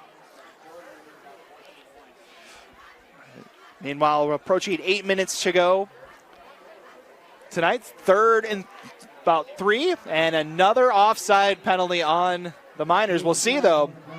It is offside. And that'll be a first down for the Falcons. That'll be the 7th offside penalty tonight on Bingham. I'm pretty sure Ron Tupea is sitting there. He played at Utah State, and he is losing his mind at this point. He's just like, are we kidding ourselves? We've got this dominant defense, and we've given up, I don't know, close to 50 yards on offside penalties. Sweet Wine looking to throw on first down. He's got an open man down there, and it's Sheffield again with a big catch. A big night for him. Yeah, looks like there was a little miscommunication because Dottie came from a safety spot, saved the touchdown, but shouldn't be getting that wide open against this dominant of a defense. Gain of 20 for the junior. And I really like Sheffield.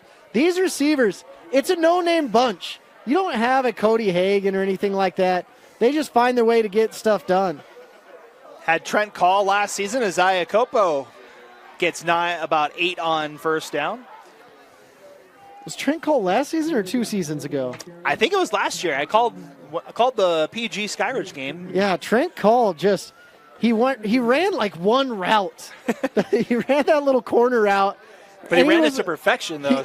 He was always open. Like Trent Cole with another catch. It's his 10th of the game.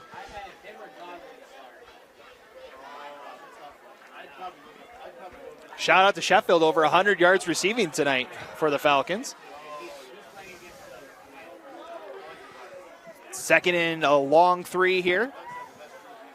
We're under 7 minutes to go. Pressure coming up the middle, and that one into double coverage. Broken up by Peyton McCormick for the Miners. I love the brotherhood on this defense. Anytime something good happens, you see a dap, you see a celebration. It's like watching Miami in the 90s. The Miner defense has stood tall in the red zone. For the last couple of quarters, they've forced the Falcons either backwards or forced a turnover the last couple trips to the red zone for Skyridge tonight. Only score for Skyridge in this half was the 61-yard touchdown just a little bit ago. As we'll get a timeout called by the Falcons, we'll take the timeout as well. 6:45 to play in our game tonight. Skyridge up by 18. Welcome back. 6:45 to play here from Bingham High School, week 4 of the high school football season. As the Falcons get ready for a 3rd and 3. And Sweetwine looks to dump it off, and good tackle here on the near side. That is Lucas Talbot. Stops him short of the line to gain. Spot him at the 20-yard line. It's going to be actually move it back to the, about the 20-yard line. Can we get Devin Hester's cousin in there or what? The Falcons is going to go for it here on 4th down. It'll be 4th and 2. Oh, good clap. No one jumped. And Selu switches spots. Falcons just trying to bleed as much time as they can here. There's still 3 seconds to go on the play clock. And a timeout called by the Falcons. So 5:57 to go. We'll step aside one final time. We'll be back in just a moment. So the Falcons bring out the kicking team. It'll be a 37-yard attempt here for Blake Hester. It's got plenty of distance, and it is good. A 37-yard field goal.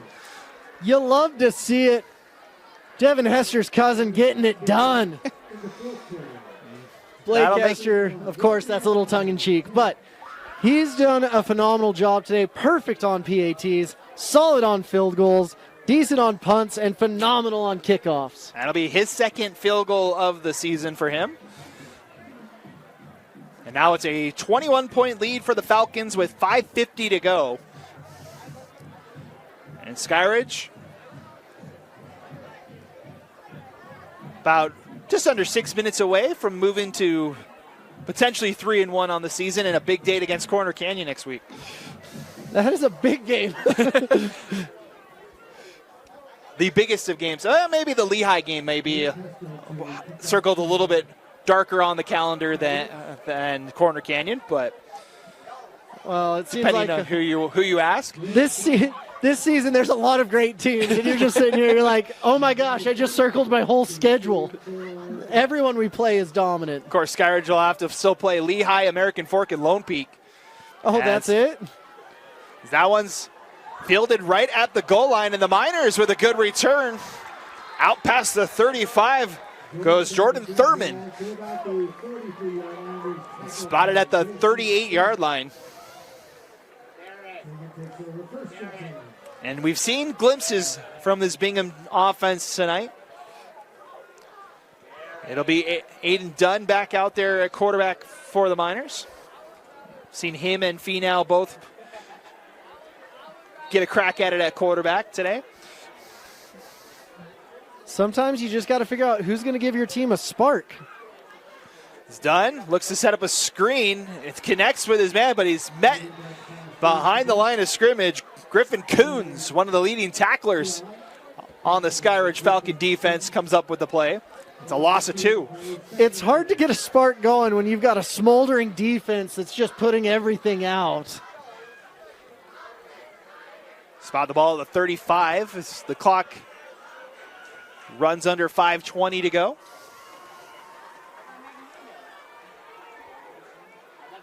Three wideouts to the far side. Falcons bring the blitz. Dunn steps up in the pocket, looking over the middle for Dylan Golder, and there's a flag down at about the 38 or 42-yard line. Either holding or pass interference, most likely the call. Oh, upgraded. It's a face mask on the Falcons there. So 15 yards on the personal foul call. That'll put the Miners into Skyridge territory. Actually spotted at the 50-yard line. And a new set of downs here for Bingham.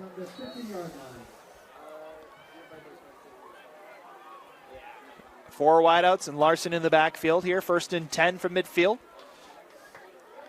Dunn looking to throw. Fires over the middle looking for Tuau. Incomplete. Ooh. That's a tough throw. You got to thread it in between not one, not two, but 3 defenders. There's 4 white shirts 4. in there. Trying to thread the needle over the middle. Brings up 2nd and 10.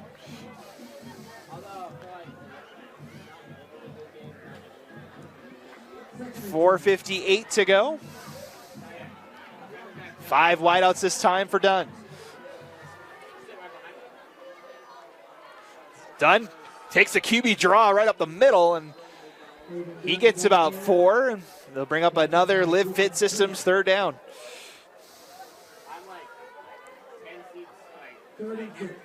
Want to thank Live Fit Systems for sponsoring tonight's 3rd downs. Go to livefitsystems.com to download the free fitness app.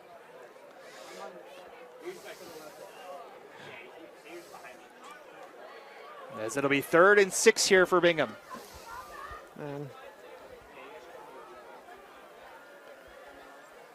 Four wideouts in the formation. Falcons show pressure. Picked up well. Dunn goes far side and unable to make the grab is Kulamushi. And 4th down approaches. I've still been impressed with this offensive line led by Nick Halleck. Nick is a really interesting player, number 72. He wrestles heavyweight in the offseason, and he wrestles at 230. And when you're playing left tackle, you can't be 230. And so he starts eating right after wrestling season. He's like, I got to get something on. Got to get to at least 250. Right now he's listed at 255, but I doubt it. So 4th down upcoming here for the Miners. They'll send Tuau in motion. And Dunn lost the ball for a moment. Picks it up, fires over the middle. Oh. Did he make the catch? I think he did, but let's see. It looks like the ref almost got taken out. I was looking for an ACL right there. I was like, oh no, we got to get another guy in there. So I think they ruled it an incomplete pass, so it is a turnover on downs. That'll be the 3rd turnover on downs this half for the Miners.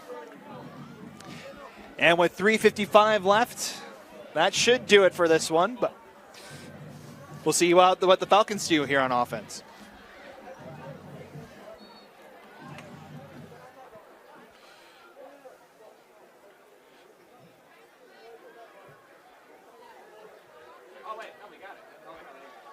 So 1st and 10 from the 46-yard line.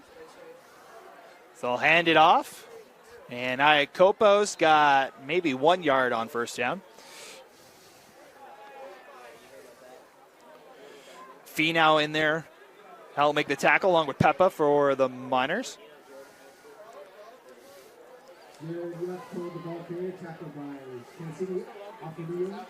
Updating some of the scores from around the state. We had a couple of region games tonight, Moose, Tell me across the about state. them. I want to hear about these. Well, of course, the big game in Region 5, we'll talk about it in just a second, as we have 2nd and 9. Sweetwine over the middle, looking for Sheffield, and he's got another grab.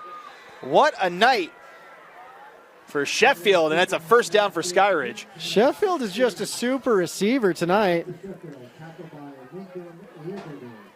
So another big gain for the Falcons. Talked about the big game, Bountiful and Viewmont. Last update, we had 27-19 in favor of the Red Hawks on the road. That one just starting in the 4th quarter with the Red Hawks up by 8. That's only one possession. I learned that tonight. 1st and 10 from the 34.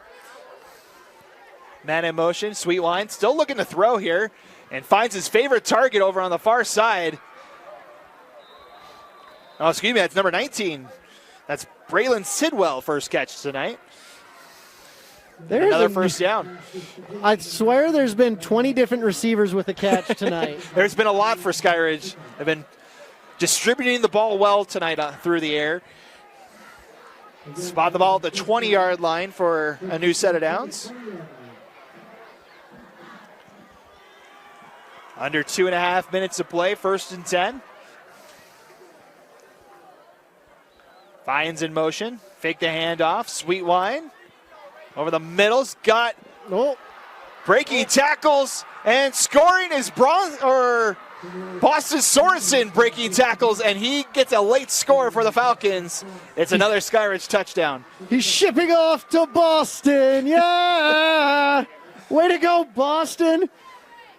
My goodness.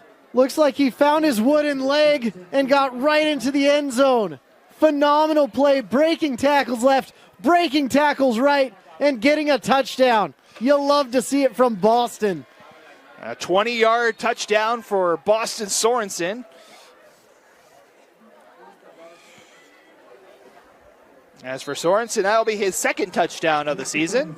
Extra point good from Blake Hester, and the route is on here. It's a 28-point lead for the Falcons with 2 minutes to play. Gives us a moment to thank our sponsor tonight, our premier sponsor for Skyridge football, Alpine Surgical Arts. For all your oral surgical needs, see Alpine Surgical Arts. From wisdom teeth, dental implants, facial surgery, and reconstruction, Dr. Viewig and his staff will be happy to see you and your family and provide first-class surgical care. Located in Lehigh, Alpine Surgical Arts is conveniently located. Dr. Viewig will see you at each and every visit to ensure the best result possible. Call Alpine Surgical Arts today. That's Alpine Surgical Arts, premier sponsor of Skyridge football. Yeah. Big shout out to my grandfather Charles, who's no longer with us. He was a maxillofacial surgeon. Would have loved for me to work for the wonderful people over there. And alas, he said, Moose, you may not be smart enough to do that, but you can call football games like you wouldn't believe. Hester on for the kick. This one's going to be fielded by the Miners back at their own 1-yard line.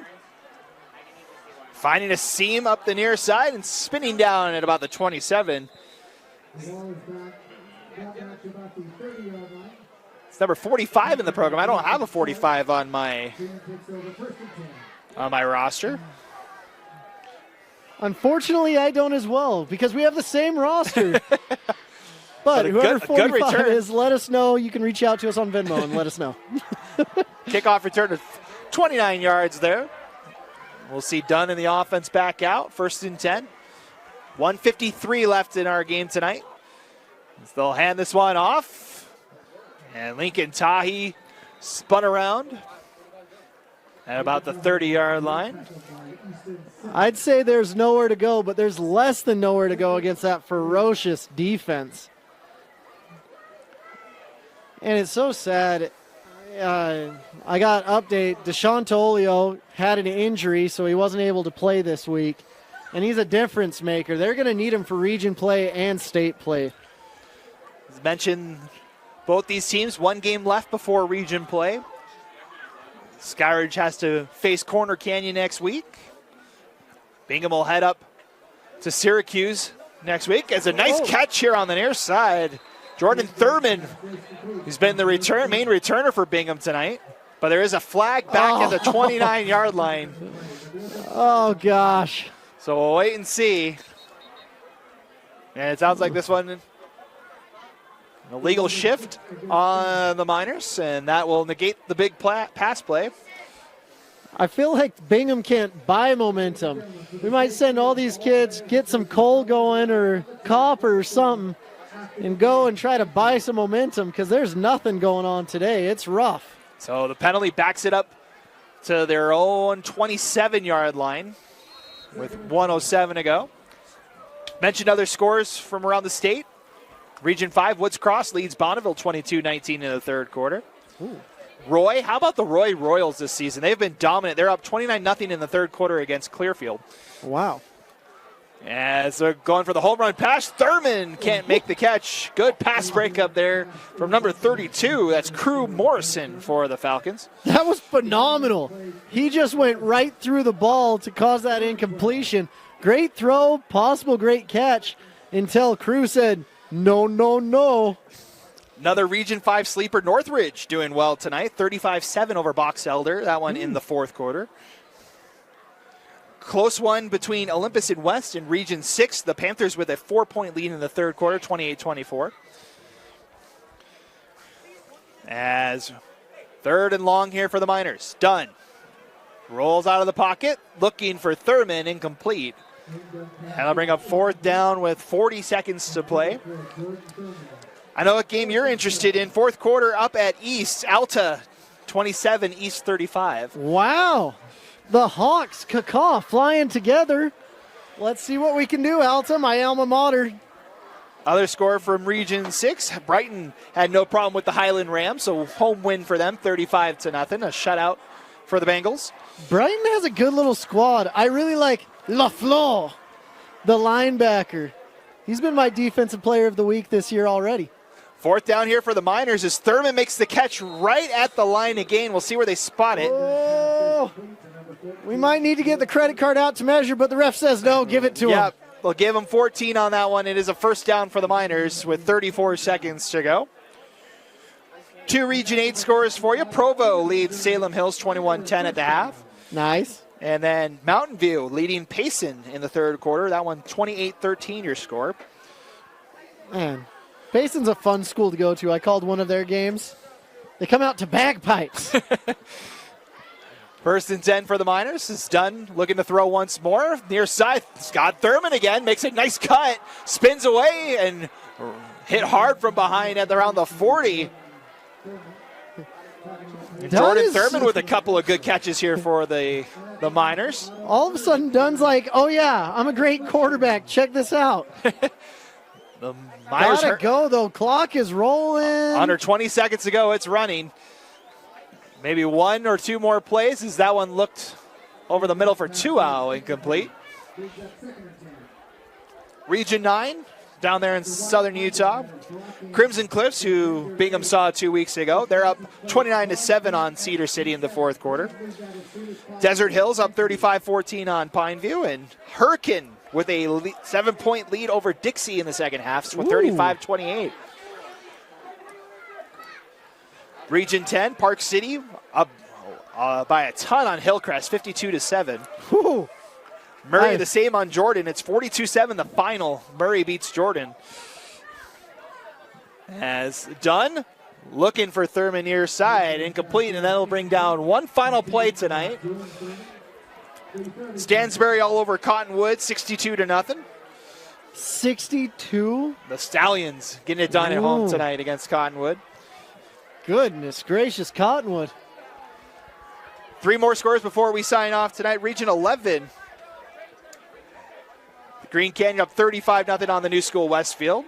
Mountain Crest up 28-0 on Bear River. And Skyview, a 62-7 win over Logan. Wow. Final play of the game is done. Trying to buy time for the Hail Mary to the end zone.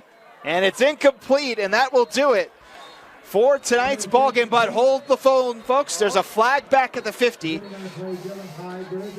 Don't go on the field yet, ladies and gentlemen. Hold your horses, folks. And it's a roughing the passer on the Falcons. So we'll get one final play. Okay. Here. We'll get an untimed down to end tonight's contest.